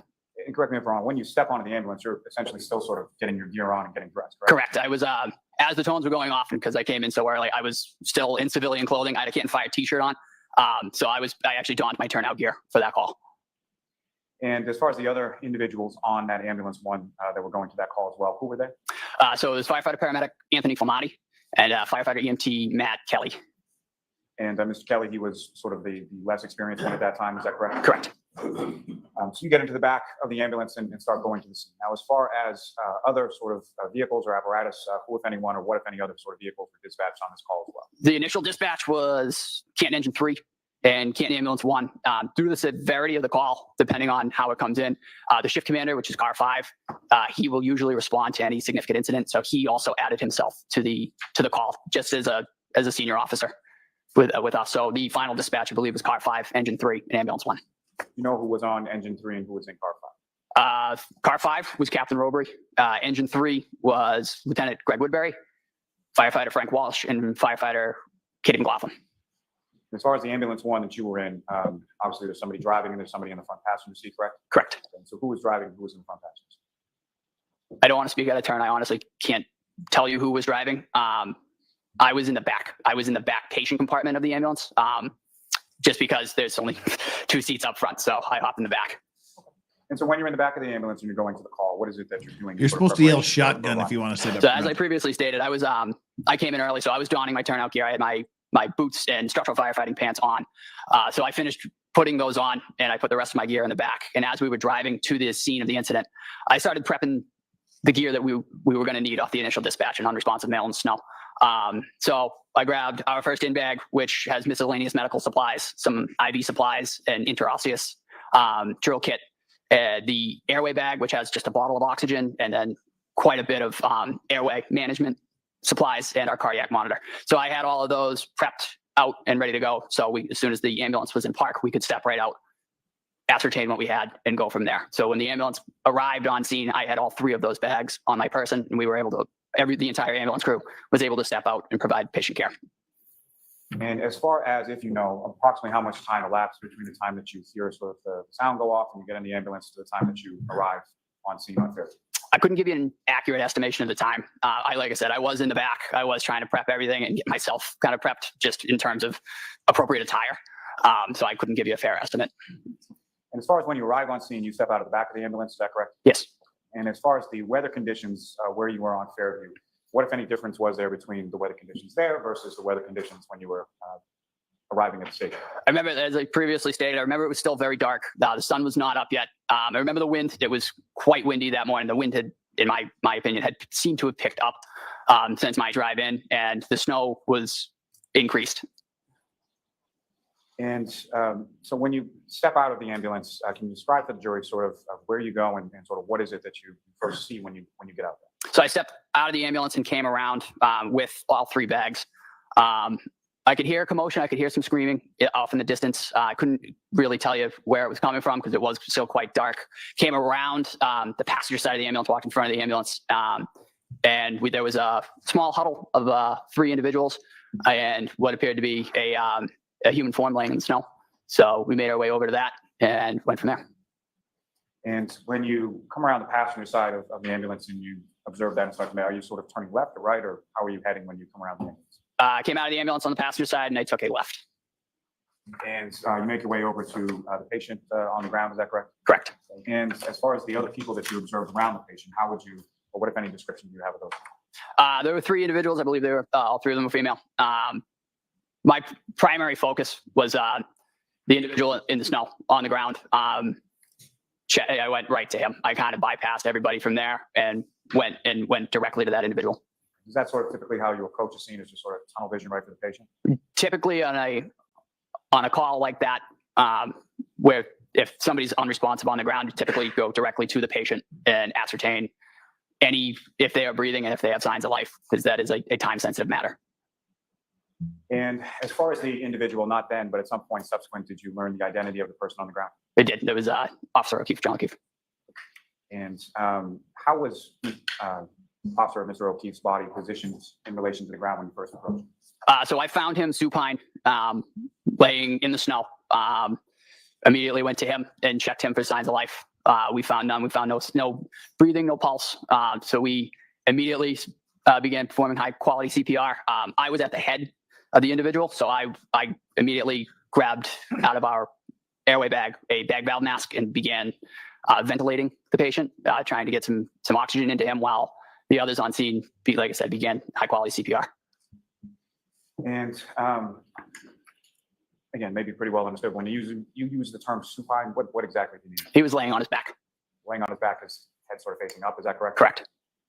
And when you are responding to a call of this nature, there's you and there's other individuals on the ambulance as well, correct? Correct. And is there a certain division as far as treatment and diagnosis and things of that nature are concerned between you and the other people on the ambulance? So typically, just to use the scenario of a cardiac arrest with 2 paramedics, it's generally split into the airway individual or the airway monitor and the, lack of a better term, code monitor. The airway individual will be responsible for ventilation and eventually prone is laying advanced on your airway front. placement. Prone and The supine. other part of that equation will monitor cardiac status, cardiac activity. They will deliver medications and a route for those medications, and they will work together to monitor that patient throughout. As I said, I was on the head. I just happened to fall at the head. So I took the ventilation portion of that. And you use the term as far as a bag valve mask, is that correct? Can you explain to the jury sort of what that is? All that is it's, for lack of a better term, it's basically a glorified balloon with a mask on it. When you squeeze that bag, that forces air into the airway, so you can ventilate like somebody an squeezing individual his who's no bag. longer breathing on their own. And as far as obviously with your work with the fire department, there are sort of records or reports that are written in regard to treatment of different individuals on any given call, correct? Correct. Is there an acronym that's used within those reports as far as bag valve masks? BVM. And turning back to sort of when you initially approach where Mr. O'Keefe is, if you know about how far away from, where is he in relation to, well, let me back up. Okay. So you arrive at this residence at 34 Fairview Road, correct? Yep. Okay. So if I'm standing on the street and I'm facing Fairview Road, is Mr. O'Keefe What was that to the left, squeak? right, center, or something else? I would say to the left of center. And what, if anything, did you sort of note or observe sort of in the general area as far as where Mr. O'Keefe was? In terms of when I got to him? Yes. So when I first got to him, we checked for signs of life, and I was, as stated, at the head. There was a small pool of blood that seemed to be underneath him. It was hard to ascertain, again, because of the conditions. It was still very dark. It was snowing, and it was quite windy. So we were able to check the area as best we could with our handheld lights. But that was one of the things that I noted. There was a pool of blood. Now,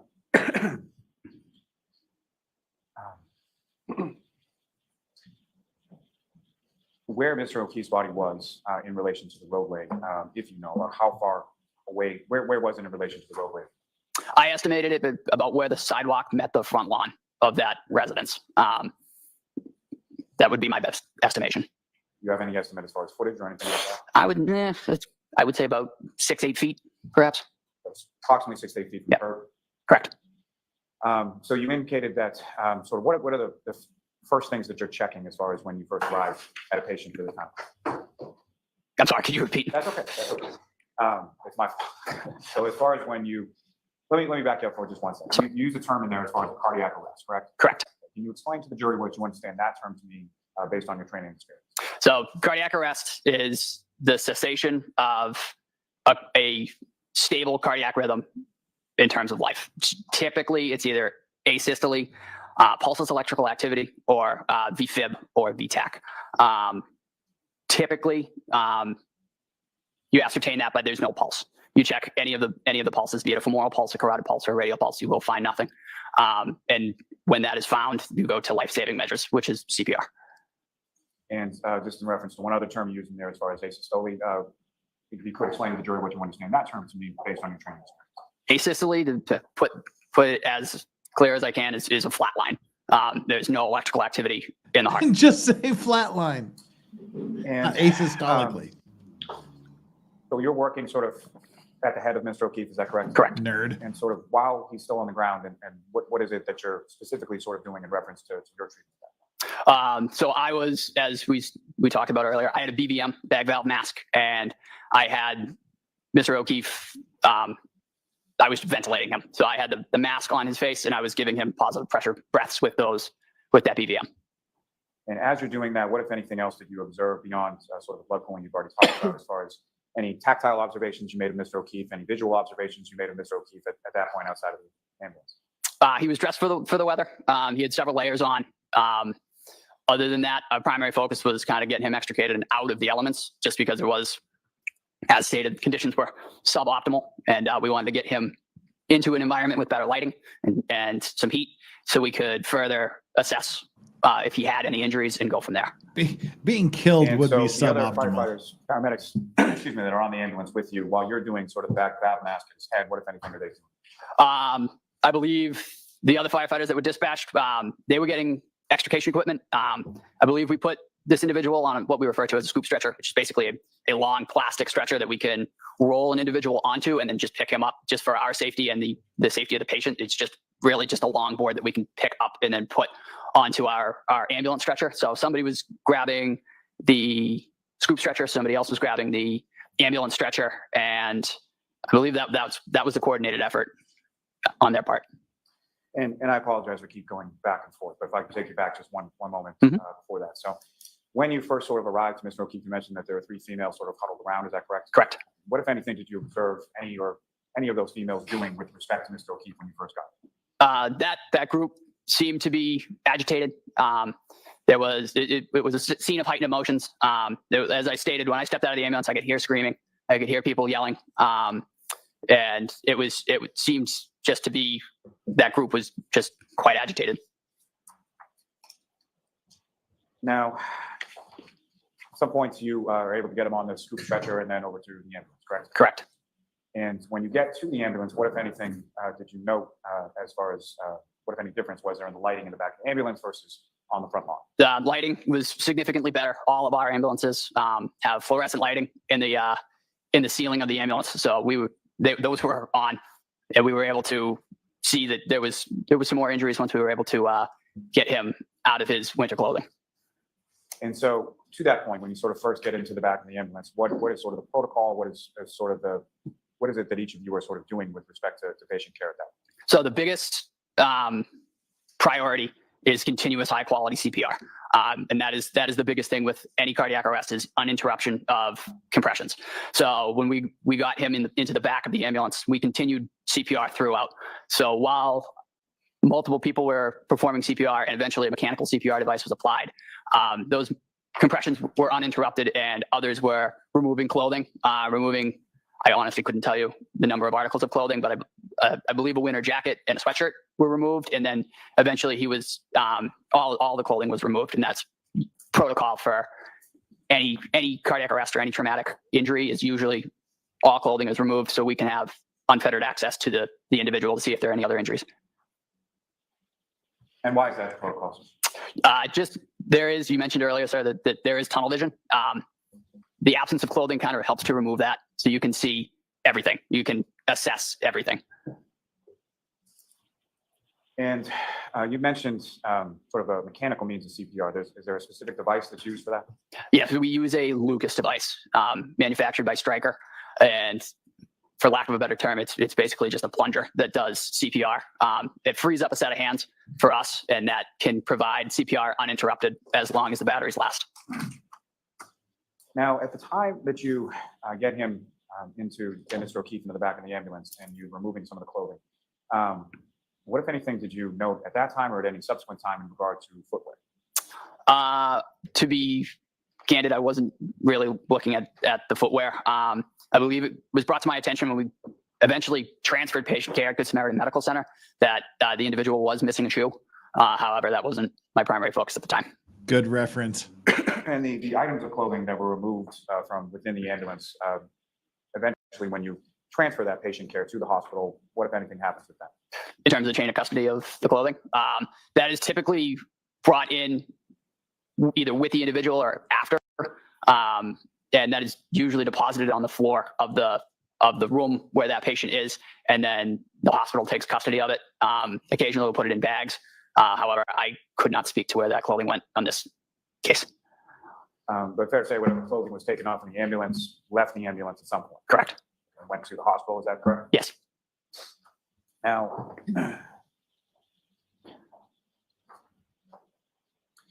when you have Mr. O'Keefe in the back of the ambulance and the lighting is better, what, if anything, did you observe following sort of the removal of the clothing as far as what, if any, injuries did you observe from Mr. O'Keefe in that sense? He was noted to have, and I was He right literally after that, said, he was what, noted if to have anything, a twice in the same hematoma sentence. on the right side of his face, just above his eye on his forehead. And there was some scratches on the right arm, the upper arm. And you used the term as far as the hematoma. Could you explain what you understand that term to me? Lack of a better term is just an egg. He had a pretty good egg on his head. And as far as anything beyond that, did you observe anything or note anything beyond the egg on the head and the scratches on the right arm? As we got further down our treatment modality, we went to place an advanced airway. It was noted to have some blood, some mucus, and some bile in the back of his airway that was then suctioned out before we placed our endotracheal tube. And what is an endotracheal tube? So an endotracheal tube is basically, it's just a plastic tube that is passed through the mouth into the trachea through the vocal cords. It's a definitive airway, if you will. It isolates the trachea so you can better ventilate your patient. And you don't have to worry about any air getting into the stomach, any gastric insufflation. And that is the gold standard for cardiac arrest, is a properly placed endotracheal tube. You mentioned there were some substances that were suctioned from his airway, is that correct? Correct. Okay, what were they again? I'm sorry. I believe it was blood, bile, and mucus. And do you have any idea how much of that was suctioned? I couldn't give you an exact number, but it was enough that we needed to set up a suction system to remove it before we intubated. Just turning briefly again to the arm. These were injuries that you observed on his right arm, is that correct? Correct. What, if any, injuries did you observe on his left arm? I don't believe I saw any, to my knowledge. And as far as I'll be back in a second. your memory, as far as his right arm, how Don't go. far did it sort of extend, and where was it located? Sort of upper arm, lower arm, both, or where was it? I believe it was just below his shoulder. They ran, I would say, probably 3 or 4 inches from, I would say, about the shoulder right down to maybe 2 inches above the elbow.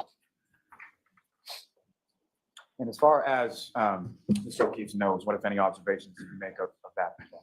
Initially, it was noted to be very cold. The individual was cold all around to the touch, but his nose was also quite cold, quite white, just because he had been in the elements for a little while. Appeared to be a little bit of blood on his nose as well. Yeah. And through your training experience, are you familiar with a term or a device known as an OPA? Correct. Yes. Can you explain to the jury sort of what OPA stands for and what is that device? What does it do? So an OPA, or oral pharyngeal airway, is basically a small plastic device that is curved. And when inserted into the mouth, all it does is it prevents the tongue from falling backwards into the airway, including the airway. It's relatively simple, but it's very effective in keeping an airway open. Just turning back for one moment to the injuries that you observed on Mr. O'Keefe's right arm, were those injuries that were actively bleeding at the time that you observed them? No. What, if anything, did you observe as to that in reference to those injuries on the arm? Those injuries seem to have been congealed. In my opinion, it looked like they'd been cold, which could have aided in the clotting of those injuries. But when we observed them, they were not bleeding. And you mentioned a little bit about Mr. O'Keefe's nose. What, if any, observations did you make as far as any sort of digits, whether they be his hand, his feet, or something else? So all of his digits on the upper extremities were noted they were very cold. They were immobile. They were very stiff. I'm presuming due to the exposure, because when we got him onto the ambulance, when we were removing clothing, it was noted that all of his digits were very stiff. They were immobile, and it caused a little bit of problems just trying to get clothing off of him, just because they were so stiff. And taking you back outside of the ambulance just for a moment, when you're sort of initially there and you're doing your assessment, and the 3 females are in your general area, correct? Correct. And at some point, can you or any of the other paramedics or EMTs on scene ask them any questions about what had happened or anything like that? So as I was ventilating at the head, there was a small delay in just getting equipment, nothing significant, just enough time that as I was ventilating, I was able to ask, did anybody see anything? What happened? And there was one individual that replied several times, I hit him. And did you know that individual at that time? I did not. Can you describe the individual that said that? I would describe her as mid-40s, average build, average height. And the other 2, very similar. And with reference to that statement of I hit him, is that something that she said once or more than once or something? It was several times. And as far as the tone or demeanor, how loudly was this being said?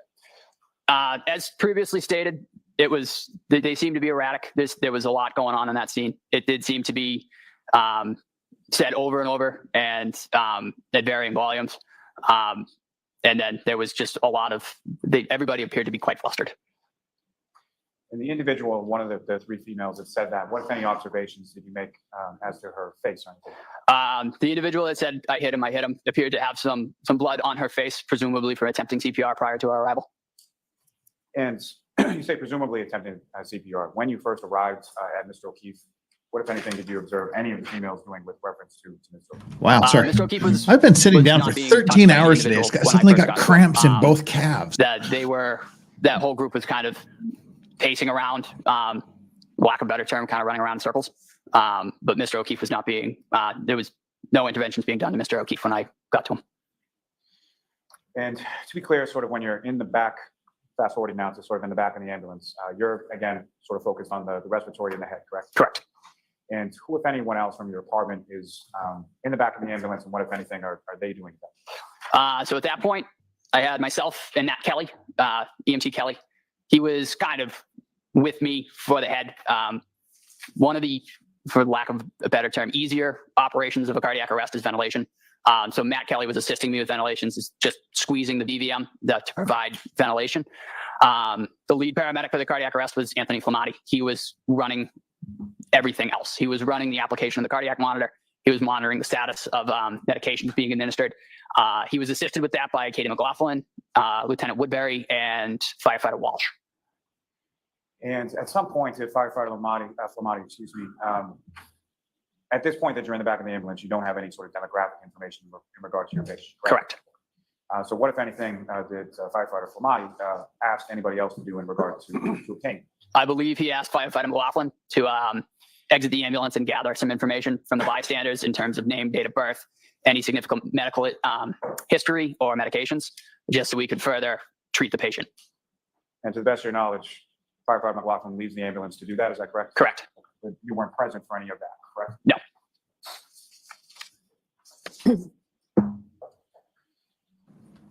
So there's some period of time in the back of the ambulance and then the transport to Good Samaritan happens, is that correct?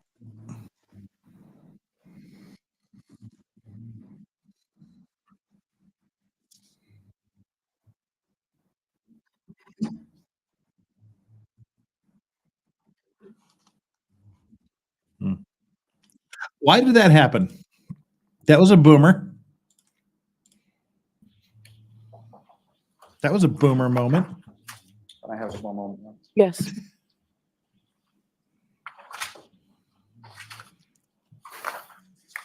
So when it comes to the report that you were testifying about before, there was a report generated. What happened? in regards to I that, happened. Correct. And who has the sort of duty and responsibility of compiling?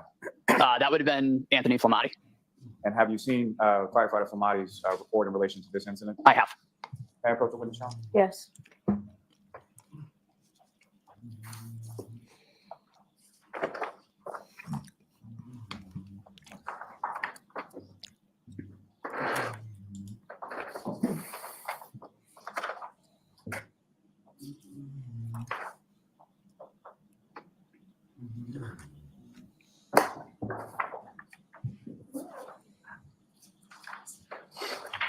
So, Sean, your document actually just do that. All right.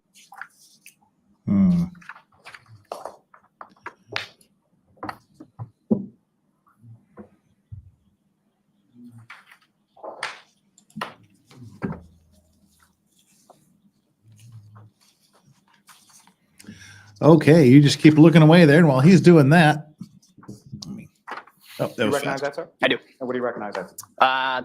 This is what I believe to be the NFIRS report written by Captain Robery and the patient care report written by Firefighter Flamati.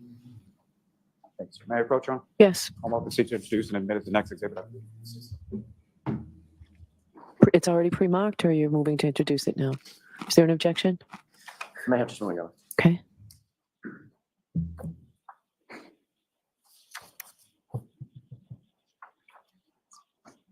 No objection. Patient care report. All right, that will be marked, Madam Court Reporter, please. And Jake Boy 20, JFPW production member for 9 months, says, how long to die in the cold? Well, that's the question, isn't it? And Livid Pigeon, thank you so much for being the newest member of the Legal Vices Clean and Sober crew. Ms. Gilman, if I could have what's been previously marked as exhibit number 9.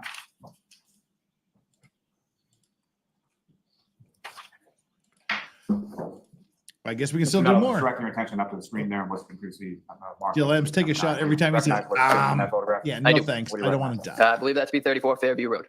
That a relatively fair and accurate portrayal of what it looked like around the time that you arrived there, absent sort of lighting conditions and things of that nature. Yes. And Ms. Gilman, if I could have exhibit number 18.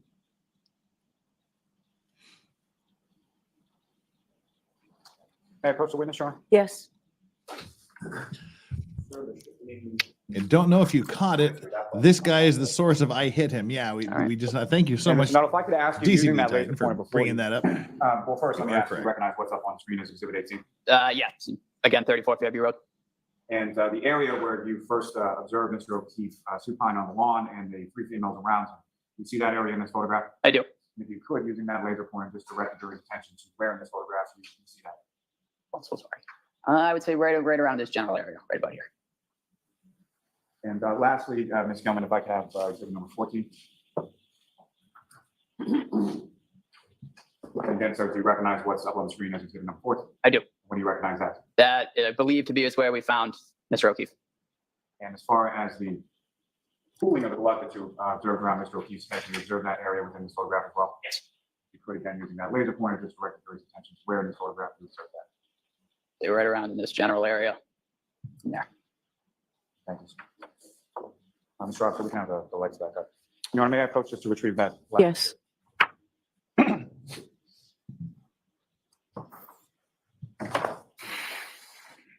I have no further questions for this witness at this time, ma'am.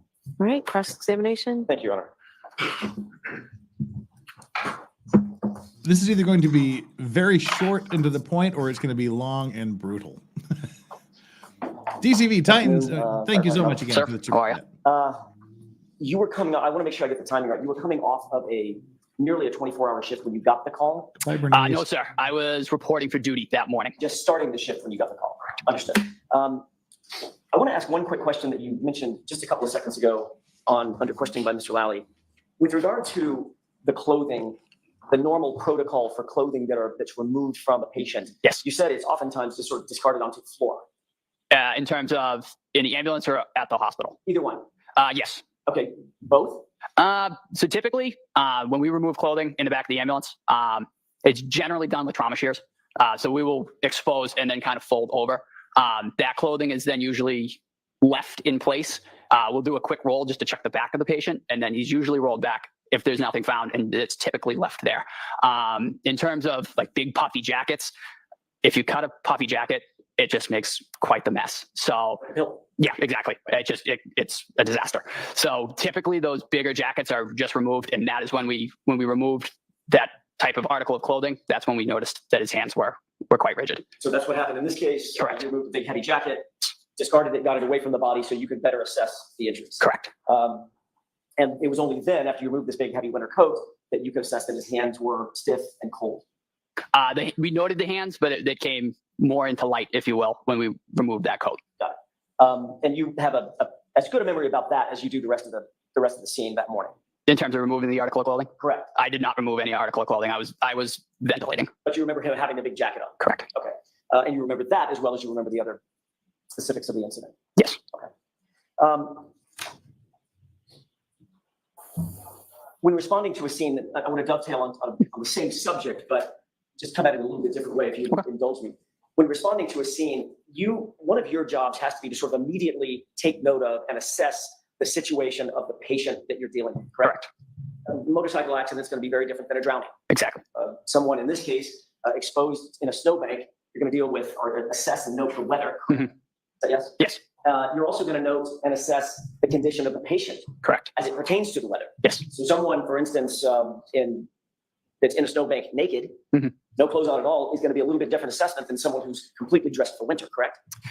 The initial assessment, but every patient is going to be automatically circulation, airway, breathing. Understood. We approached this individual the exact same way. Is automatically went directly to cardiac. Make sure. I guess what I'm asking is your attention is focused on some of those details for sure. Correct. And that's how you remember that big heavy coat that he was wearing, correct? I remember he was appropriately dressed. Correct. Okay. As a matter of fact, you testified to that in the grand jury that, quote unquote, he had a heavy coat on. Yes. Consistent with how you're testifying today. Is that right? Correct. All right. Your Honor, I'd like to mark two photographs as next in order. Which have not yet been marked. I believe it would be 160. It doesn't matter so much the number, but why don't you just show the prosecutor the photos? 161 and 162 in order. May I approach? Yes. Yes, sir. I'm going to ask you first of all whether or not you recognize what's depicted in those photos. Honestly, sir, I couldn't recall the exact, but yeah. You do recognize them? Yes. Does that appear to be what John O'Keefe was wearing when found? I don't recall, sir, to be perfectly honest. May I approach him? Yes. Do you recall this being part of, let me ask you a different way. Okay, but you don't remember this clothing? I could say that he had clothing removed, but I couldn't tell you exactly what it was. And you just looked at these. This, what I'm holding in my hand, appears to be the front and back of a... So don't hold it up to him from that distance where he said he doesn't recognize it. You can put it back in front of him. Don't hold it up for the jury, please. May I? Yes. That appeared to be a thin cotton hoodie. Yeah, that appears to be a thinner layer of clothing. Okay. May I approach? Yes. Not a heavy coat. Fair? Fair. Not a winter jacket. Fair. Apologies for having a snack on camera. I hate people eating on camera, but sorry. Is it fair to say you had a lot on your mind when you were out at that scene, correct? In terms of just saving a man's life. Correct. That's your credentials are impressive. You were there focused on one thing, and that is trying to make sure that a man did not die. Correct. Would you agree that that was your primary concern and your primary focus the entire time you were at the scene? Correct. You weren't necessarily worried about what other individuals were doing, correct? No. If I asked you right now off the top of your head, tell me exactly the number of law enforcement officers that were there at the scene, probably couldn't tell me, could you? No. If I asked you whether or not you remember every single civilian that was at the scene, probably couldn't tell me. We're going with the, but yet you can remember what other people outside of the three. said. Correct. Any other civilians? Not that I noted. Okay. Matter of fact, you can't even identify the three civilians other than generally middle-aged, 40s, Caucasian, female. Correct. You said all three of them sort of looked alike, right? Without the only defining feature on one of the individuals was one of the individuals did have blood on their face. So some of the specifics of that scene, you didn't pay special note to, correct? No, we were focused on patient care. Is it fair to say that, specifically as it pertains to what the victim was wearing, your memory might be a little faulty where that's concerned? Sure. Okay. I mean, nothing wrong with that. You were focused on something completely different. Correct. You did notice certain injuries on Mr. O'Keefe's person, correct? Correct. And you indicated on direct examination that once you got him into the back of the ambulance, you, as you put it, you had a quote unquote much better picture of what you were dealing with. Is that right? Correct. You testified at the grand jury that you noted that once he was in the back of the ambulance, under better lighting, you were able to tell that he had trauma to the right side of his head. Correct. Is that right? Yes. Are you talking about the major trauma that he suffered to the back of his head or the egg that you earlier described? I was more just because it was directly in front of me. It was on the front side of his head. Okay. So it wasn't the right side of his head. If you said right side of your head, you might point above your ear, right? Correct, That's not yes. what you're talking about. I was, and if, to use my person, I would say right here. So more towards the right above his right eye. Right of center, but still on the front of his head. Correct. And you did not make any note of another injury on the back of his head. No. The prosecutor in his opening mentioned a fracture to the back of He his talked about skull, a the injuries spider to web the right side fracture in the arm, back correct? of his skull. You noted that those injuries appeared to be scratches. Yes. That's your word, not mine, right? Correct. You didn't say that those were blunt force trauma. No. You didn't say that they were abrasions. Scratches and abrasions, in my point of view, seem to go hand in hand. But the word that you used was scratches. Yes, they were like furrows down. Say that again? Furrows, if you will, for lack of a better term. Just I don't understand that word. Furrows. So if you Furrows, not furrows. something Yes. like you create a furrow in the skin, is that? Furrows. Yes, there you go. Sorry, excuse my accent. No. I'm on your turf. Fair enough. It's my accent. No. I'm so sorry. Boy, that one. It's going to be a meme somewhere. Hey, my cousin Vinny. Yeah, got it. All right. So when you said furrows, you made your hand in almost like a claw and drug it against your right biceps. Objection. Sustained. Can you repeat the movement that you did with the jurors when you said furrows? Objection. Sustained. Just move on to the next question, please. You would agree that a very common cause of a hematoma over one's eye is being hit or punched. Correct. Is that right? Yes. You said that Mr. O'Keefe did have such a hematoma over his right eye, correct? Yes. Did you also see a laceration under the eyebrow but above the lid on his right eye? I don't recall. Did you see a laceration on Mr. O'Keefe's nose? I don't recall. You did note that there was some blood on his nose, correct? Correct. That possibly that came from a small laceration. Yes.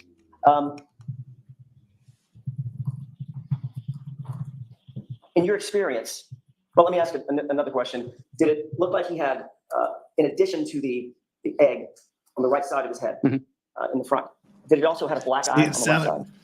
If memory serves correct. Yes. I mean, he got Both punched a sides few were black. times in the front, falls back, hits his head Primarily on the the right concrete, side, if memory on serves. the hardwood And the floor, laceration on the right dies. side. They chuck him out in the Yes, Of snow. the right eye.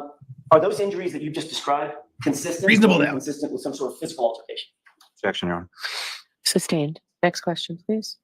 Did it appear to you, just from your initial assessment, given your Speculation. experience, training, and background, that those injuries looked like he had been in a fight?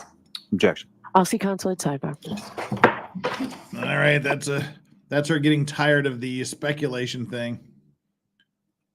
And that's all that's going to be. That does call for a bit of speculation.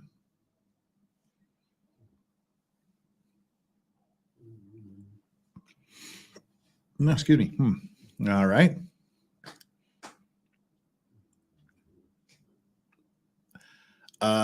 No real comment here. Just kind of testimony. All right. Hey, Karen, what's up? She's trying to hear what she actually has a right to hear. You know, she's the ultimate decision maker, and you know, she's actually entitled to hear what's being said, because she has to know what's there to be able to she has the right to know what's being said there, so she can actively help in her defense.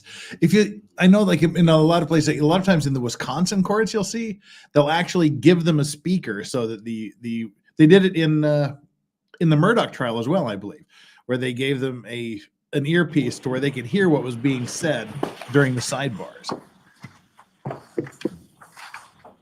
Thank you. Sir. Little break. In your experience as obviously a training firefighter, tell me the word again that you used. Field training officer or preceptor. Thank you. As a field training officer, have you seen in your experience the product or the injuries that can be produced from fist fights? Yes. Okay. Injuries to the face? Yes. Injuries to the mouth? Injuries to the nose? Yes. The ears? Yep. To the eyes? Defensive wounds on the hands? Yes. Did you note we've already talked about, I don't want to go over all this again. You've already noted what the injuries to the face were that you saw Mr. O'Keefe having suffered. Yes. Were those consistent or inconsistent with a physical altercation? I couldn't say. Were they consistent or inconsistent with being in a fight? I couldn't say. Was that egg over his right eye consistent or inconsistent with him having been punched or hit? I couldn't say. I thought you said that one of the common causes of an egg like that, a hematoma, as you put it, over someone's eye, is being hit or punched. There's quite a few reasons that somebody could get an egg. But there's one of them. Such as that over their head there. I mean, you could get hit with a golf ball, Of course. for instance. I'm not asking you to the exclusion of everything else. Yeah. I'm asking you, is it consistent? It's consistent. It could be. Okay. And the other injuries as well? Correct. Okay. Did you see bruising to the back of one or both of his hands? His hands were, as stated, they were very cold and very white. They were not well perfused. And when you don't have adequate perfusion, swelling and smaller injuries don't typically present themselves, if you will. So you may not have seen that. Correct. The bruising may have been there. It might have been there. It just wasn't observable just due to the condition of his hands. Just made over. Yes. Okay. You indicated that you were not present when your colleague, Katie McLaughlin, was questioning anybody at the scene, correct? Correct. She's tasked with that responsibility, but you did not engage with her. Correct. Meaning, when I say engage with her, you weren't standing there with her. No, I was in the back of the ambulance. Okay. You claim to have heard this statement, I hit him, Yes. several times from the woman with blood on her face. Correct. You indicated that she was erratic, Correct. hysterical. Correct. You said, for lack of a better term, running around in circles. Yes. She seemed despondent or distraught, Very distraught. very upset. Yes. Was she saying anything else that you recall? To me, I heard I hit him, and then I went back, Me? obviously Interesting. continuing on patient care, focusing on patient care. To Did me, you hear her Not say, I "But I heard. hit him"? I heard I hit him. That's what you believe at this point. That's what I heard. kind of got him Where to say exactly it. were you? I was crouched at the head of Mr. O'Keefe. Okay. You were asked that exact question at the grand jury, correct? To describe where you were and who was doing what. To my knowledge, yes. Okay. You were asked the question when you spoke to her and she said, I hit him. Were you with the other representatives, sir, there at the time? Were there other people around you? You remember being asked that question by a grand juror? I don't recall. Do you remember answering, no, there were other people around me. I had paramedics Flamati with me. I believe firefighter Kelly was there as well. Correct. So the three of us were all providing patient care around Mr. O'Keefe. And you indicated that we were all there together. You were kneeling and you were doing the airway while you called him Tony. Yes, that's Anthony Tony. Yes. All right. He was doing the CPR, correct? Correct. And it's absolutely clear in your mind that when that statement was made, you were knelt down over Mr. O'Keefe, Flamati was doing CPR, Kelly was with you guys, and you posed the question to her, do you know him? Correct? Correct. Okay, so I want to make sure I understand this. You said, as you're knelt down, do you know him, directly to the female, and she answered your question with, I hit him, I hit him. Yes. But that's not what you told Trooper Proctor in a February 8th interview. Okay. I don't recall what I told Trooper Proctor. Let's start at the beginning. Do you remember having a conversation with Trooper Proctor on February 8th? I do.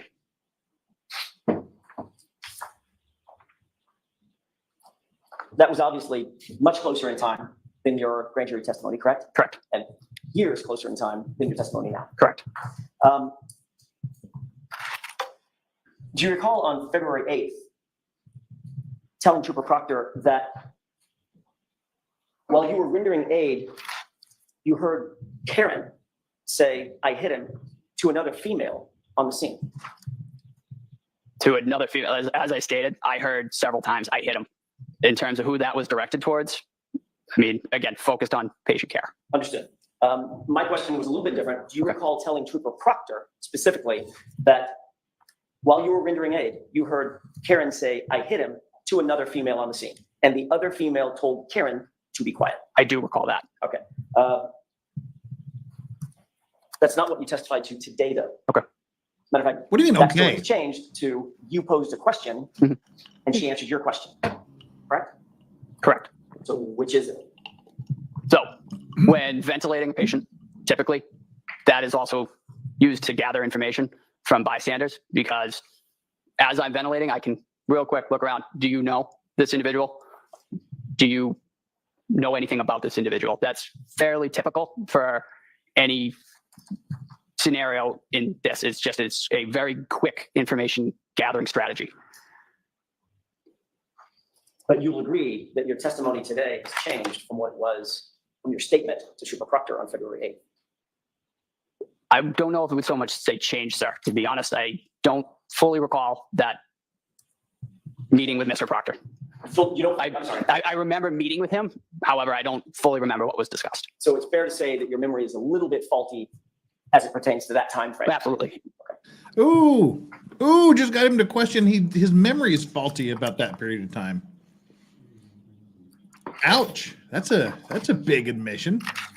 That his memory is a little bit faulty around that period of When you time. went to the hospital with the patient, did you ever inform any of the doctors or nurses or medical professionals at the hospital that you had heard a female claim to have hit John O'Keefe, and that's the reason for his injuries? I did not give the report to the hospital. So the answer to that is no. No. You did not. As a first responder and a medical professional yourself, obviously you know that the cause and manner of the victim's injuries are incredibly important as it pertains to assessing how to treat that patient. Correct. Once you got back to the station and to take a breath, did you write any report?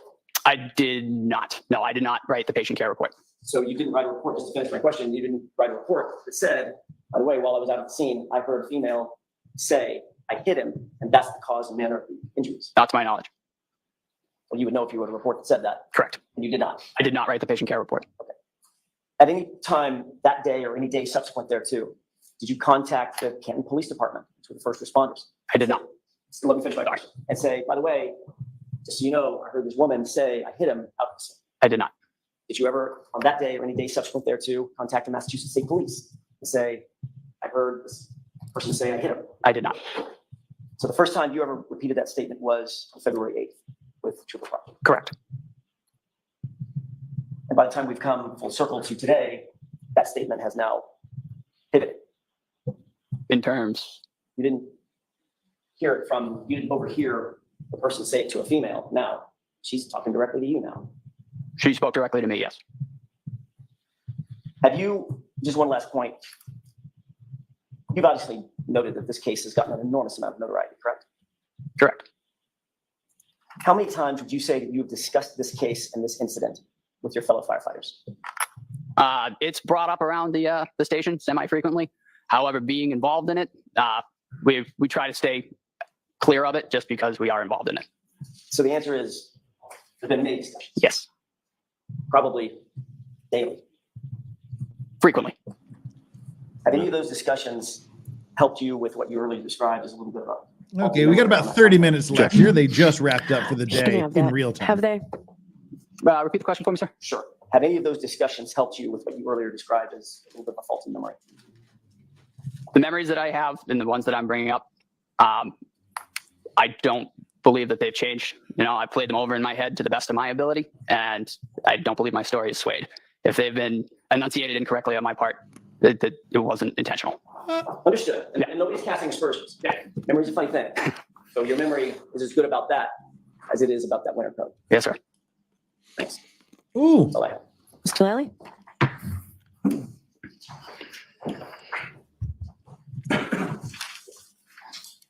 Mr. Nuttall, when it comes to being asked about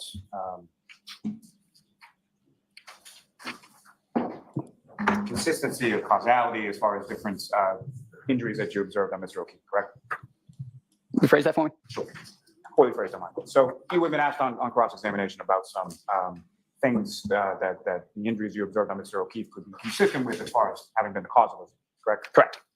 And how many sort of myriad of other causality or how many myriad of other sort of things could have also been a cause of the injuries that you observed? As stated, a lot. It's not typically just physical altercations. It could be, again, a golf ball could hit you in the head. That could Wait, cause similar injuries. You're Just casting for doubt clarity on your own purposes, when you were theory. asked about a particular time Why are frame, you were asking talking about the time frame of January 29th, or were you talking about the time frame of February 8th when you met with Trooper Prophet? Sorry, sir. Rephrase that for me. Let me withdraw that and move on to something else. So what, just again, for clarity purposes, when you were asked about some statements that were attributed to you to Trooper Proctor during an interview, correct? Correct. And so with regard to what you recall differently, is it the statement that the person, the female with blood on her face made to you, or the statement of the other female telling that person to be quiet? So as stated, real quick, down and dirty, I asked, do you know this person? To which I hit him. And then in the background, I remember hearing over and over, I hit him. That was kind of pushed towards the back, and patient care took priority. If that answers your question. No, that sounds kind of lame. That does not Do you sound like what you recall just specifically testified at this to. time, the other statements that you were asked about as far as whether or not the other female told that female to be quiet?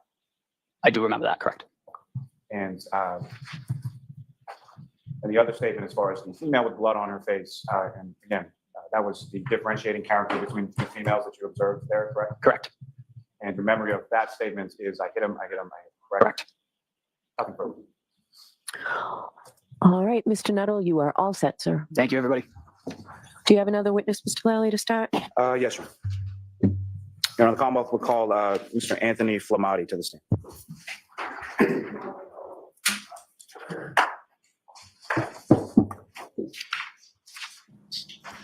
Anthony Clamati.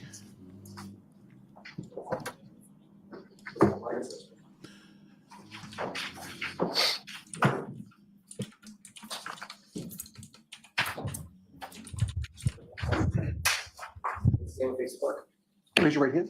You solemnly swear the evidence you give the court and jury in the case now and hearing the truth, the whole truth, and nothing but the truth, so help you God. I do. Thank you.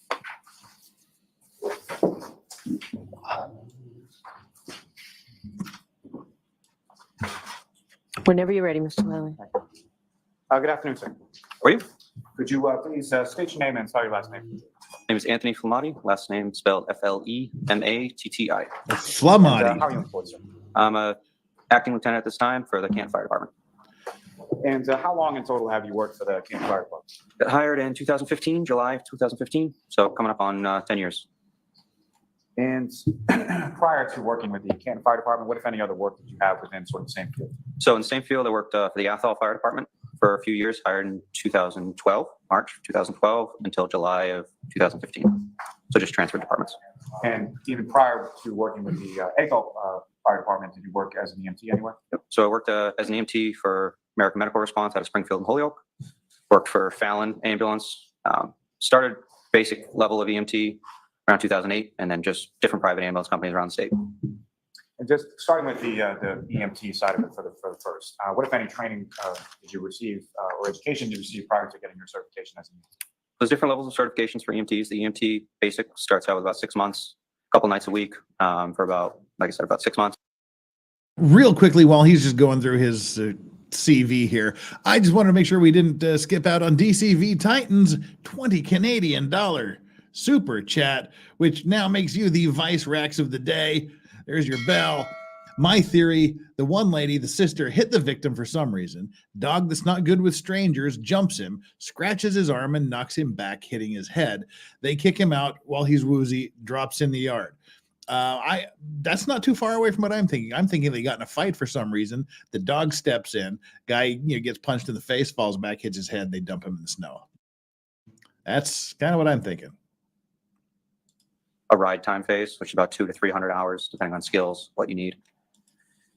That would be either in a fire department or a private EMS under the preceptorship of a senior paramedic that would kind of walk you through how to do the job and shadow you and supervise that you're doing things appropriately. You do that for about 200 or 300 hours. You write up different documentation, basically learning how to do it out of the clinical set and then more of an in-field set.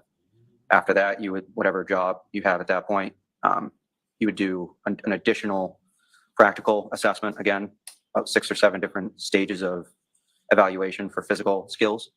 Then you would do a written test, again, with the state.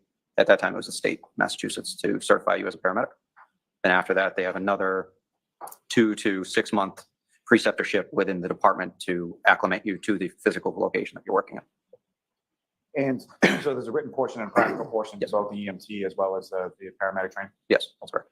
And you successfully completed that and received certifications in regard to both. Yes. And those certifications, are they something that is just sort of a one-time blessing, or is that something that has a continuing educational component and a recertification? That's correct. So every 2 years, we have to do a 48-hour refresher.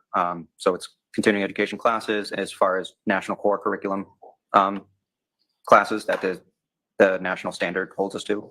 So it covers different topics that they mandate that we cover every 2 years.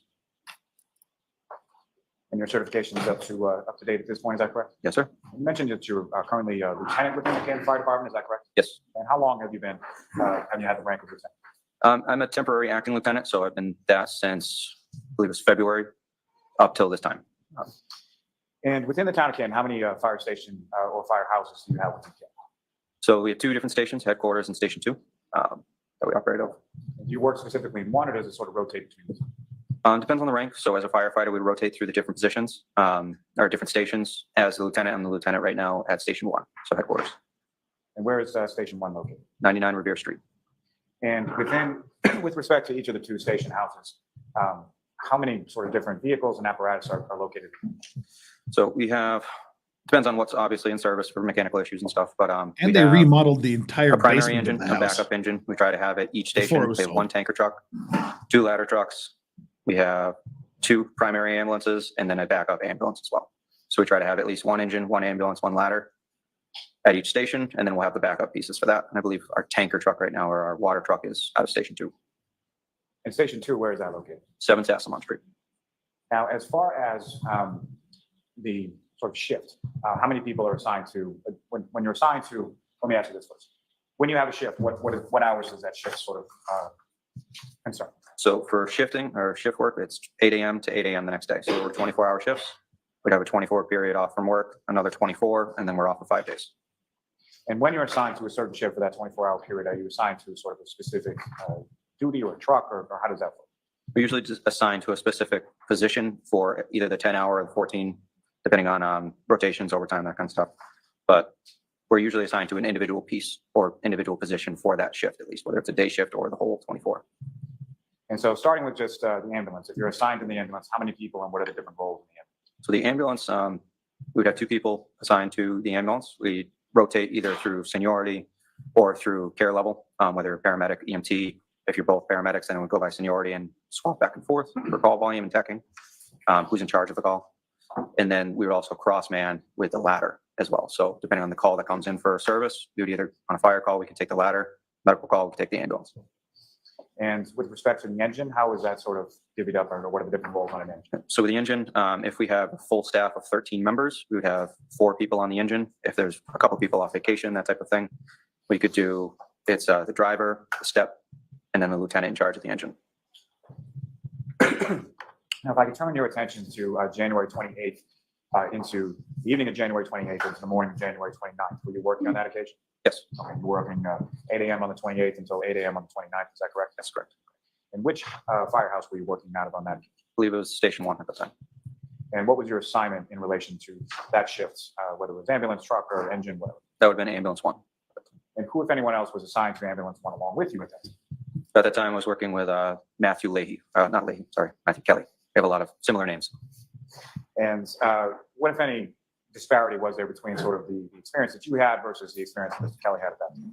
So Mr. Kelly had just started with the department at the BLS level at the EMTB, probably 2 or 3 months prior. I had just finished up his preceptorship, getting him onboarded as a new hire in EMT, so very minimal experience at that time.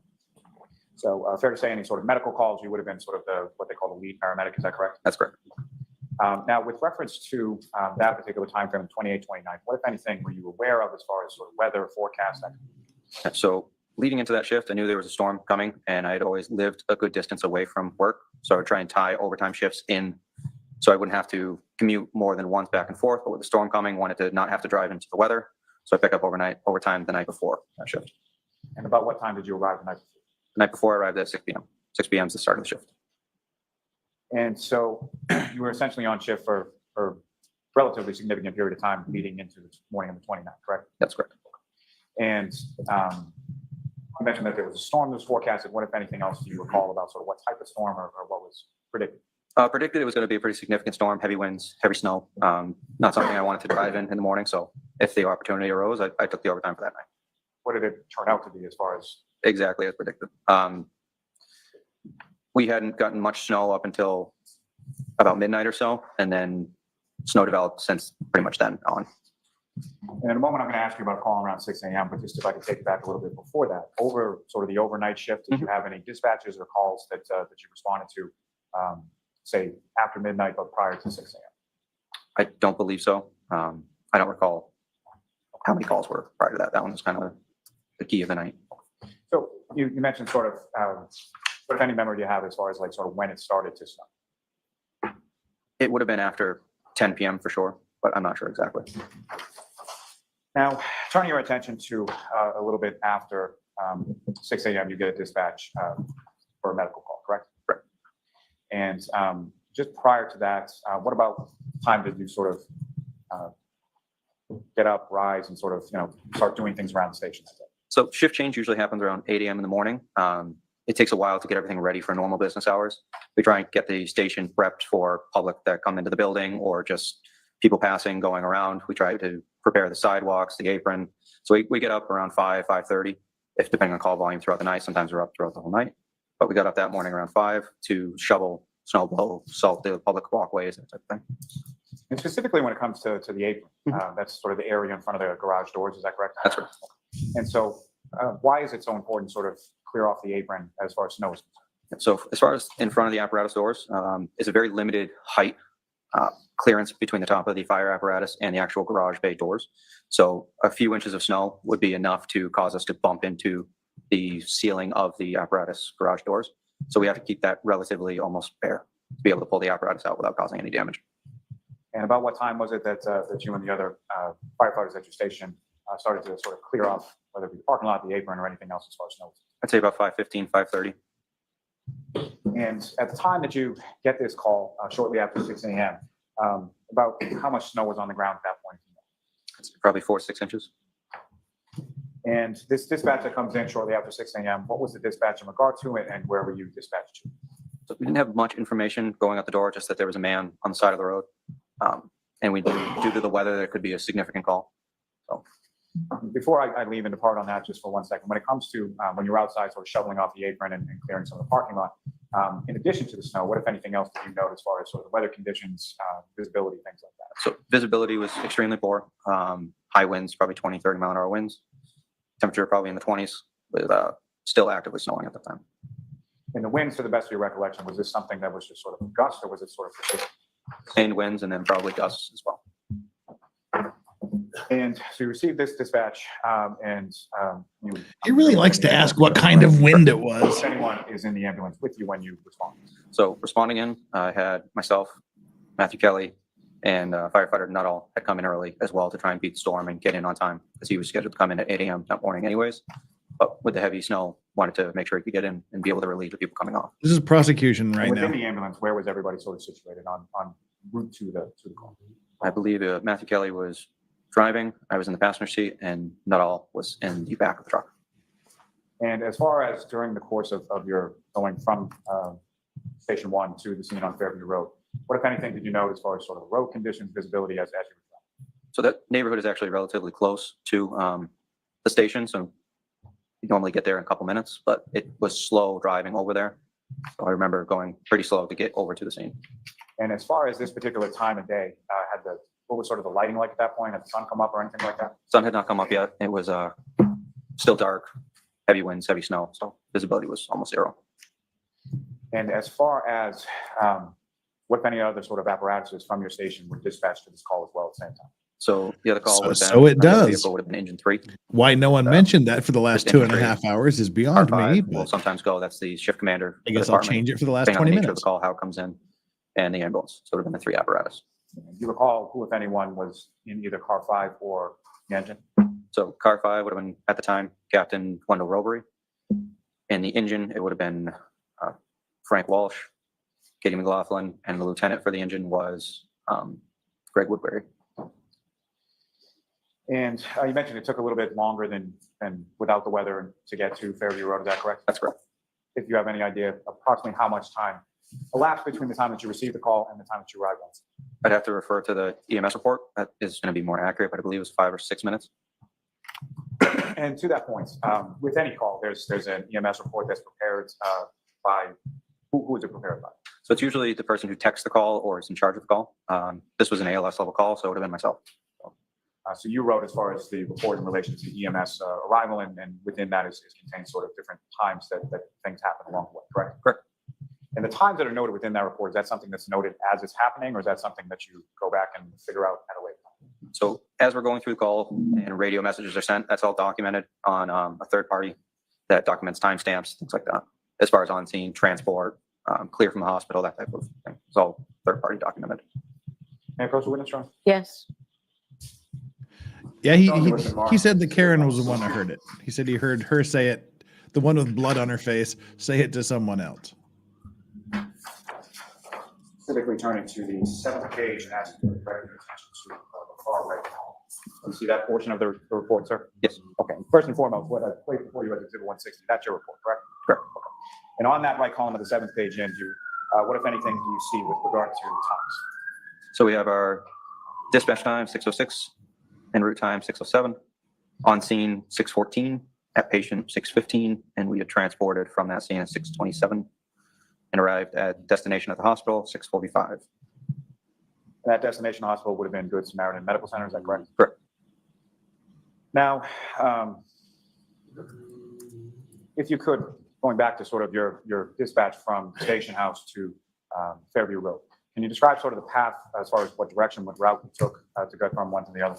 Yep, so from Revere Street, we would come out, taking a right onto Revere Street, gone to the end of that road, taking a left on Sherman, driven all the way up to Chapman Street, taking a right on Chapman Street, gone up to Fairview Street, and then taking a left on that. That would have brought us down to the address.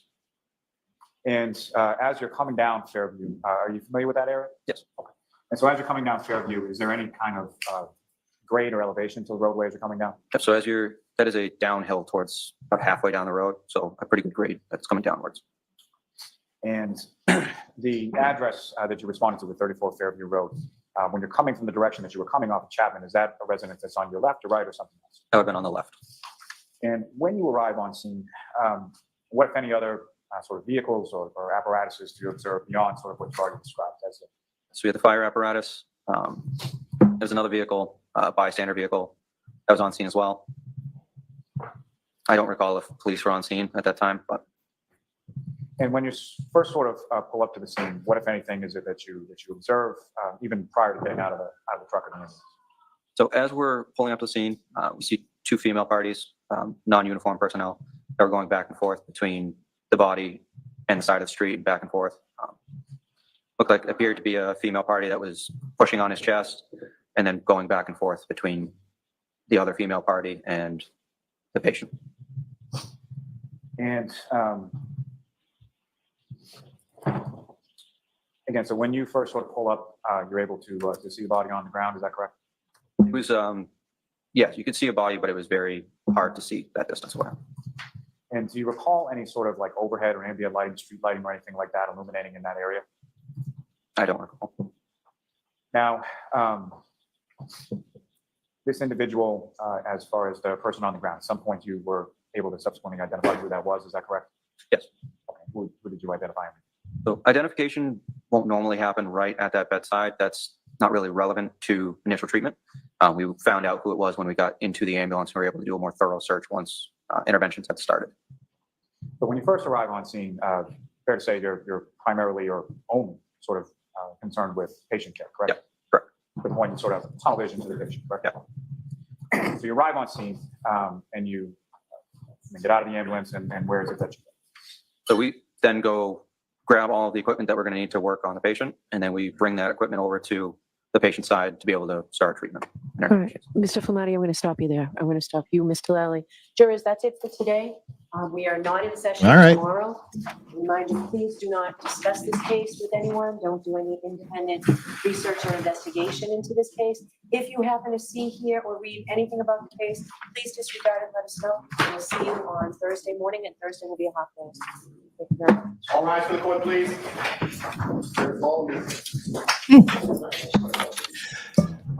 Guess you just got tired of the testimony. We're just done. Well, they were actually supposed to have been done at 1 p.m. Hey, everybody say hi to Ceiling Dion, the ceiling fan here as the jury goes out. It's the second time today we've seen Ceiling Dion. All right.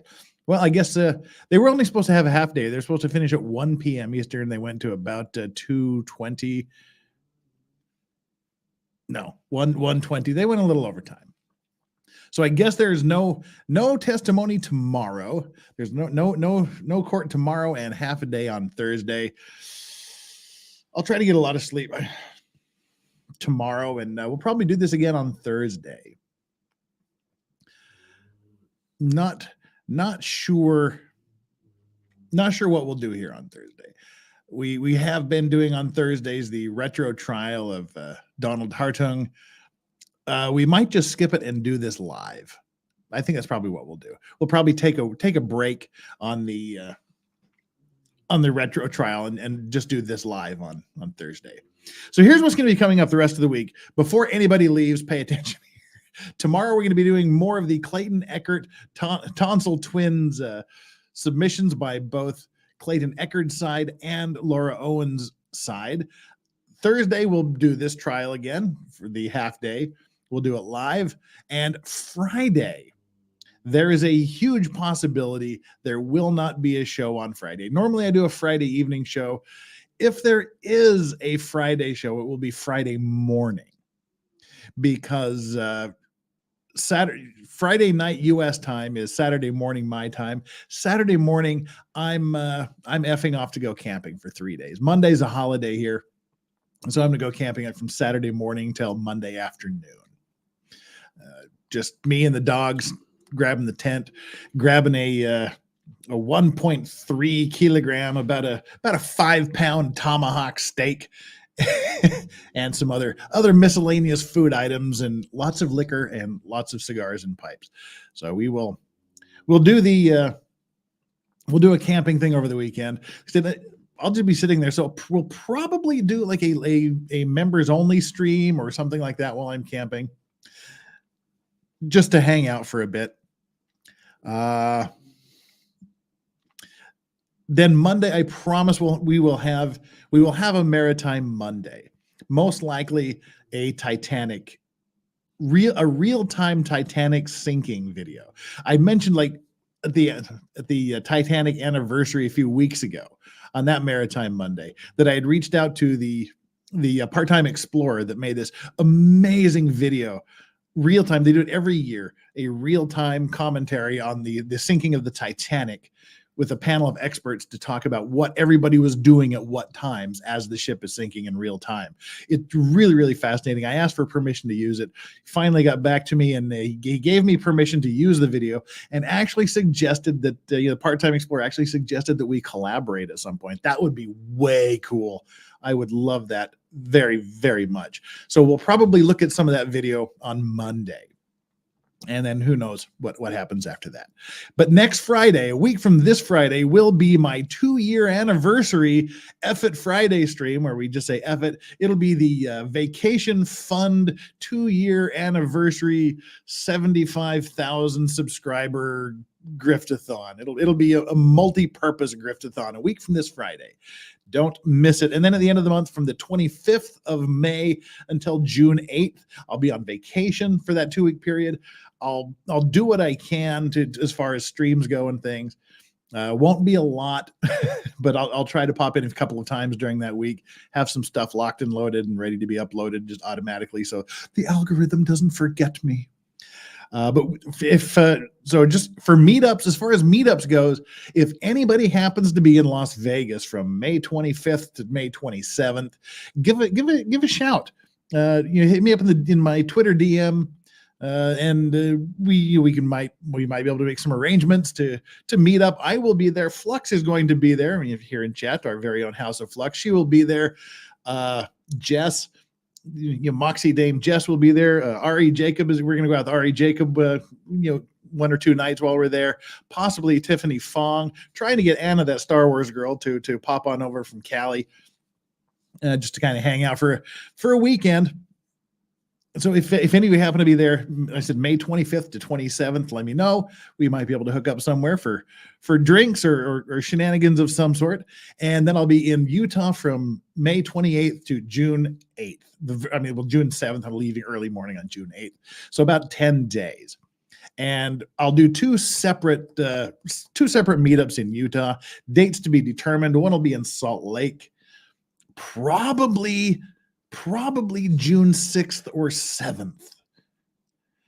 Right before it, probably June 6th. Don't hold me to that. We'll see. But sometime we'll do one in Salt Lake, and then we'll do one in Brigham City at Peach City like we did last year. So that's just sort of kind of a little event that's going on. That takes care of everything. Guys, I'm going to wrap this up and go to sleep. It is now 3 a.m. here, and I got to be awake in 4 hours and do a full day of work. Yay. Ozzy's getting closer to Vegas. I think he's about 20% of the funds there. So continue to help him out. All right, folks. Thank you so very much. Mods, you guys have done a lot today. I've been streaming, about 5.5 hours. Yay. Thank you so much for helping out. Thank you so much for all the generosity, the super chats, the monthly memberships, things like that.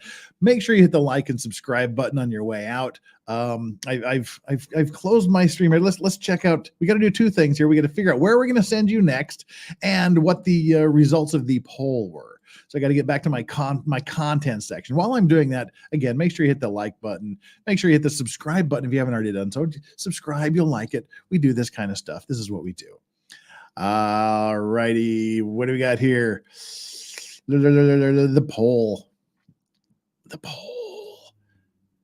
poll. Here we go. All right. Shutting the poll down now. The answer to the poll question. So after yesterday's opening statements, what do you think about Karen Read? 65% of you said not guilty.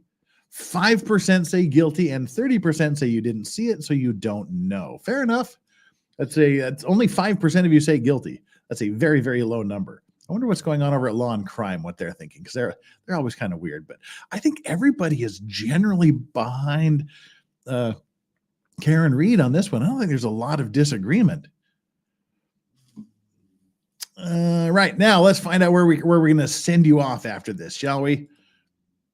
Let's go to let's go to the whatchamacallit, the analytics. We need to go to the customization, to redirect, search videos from other channels.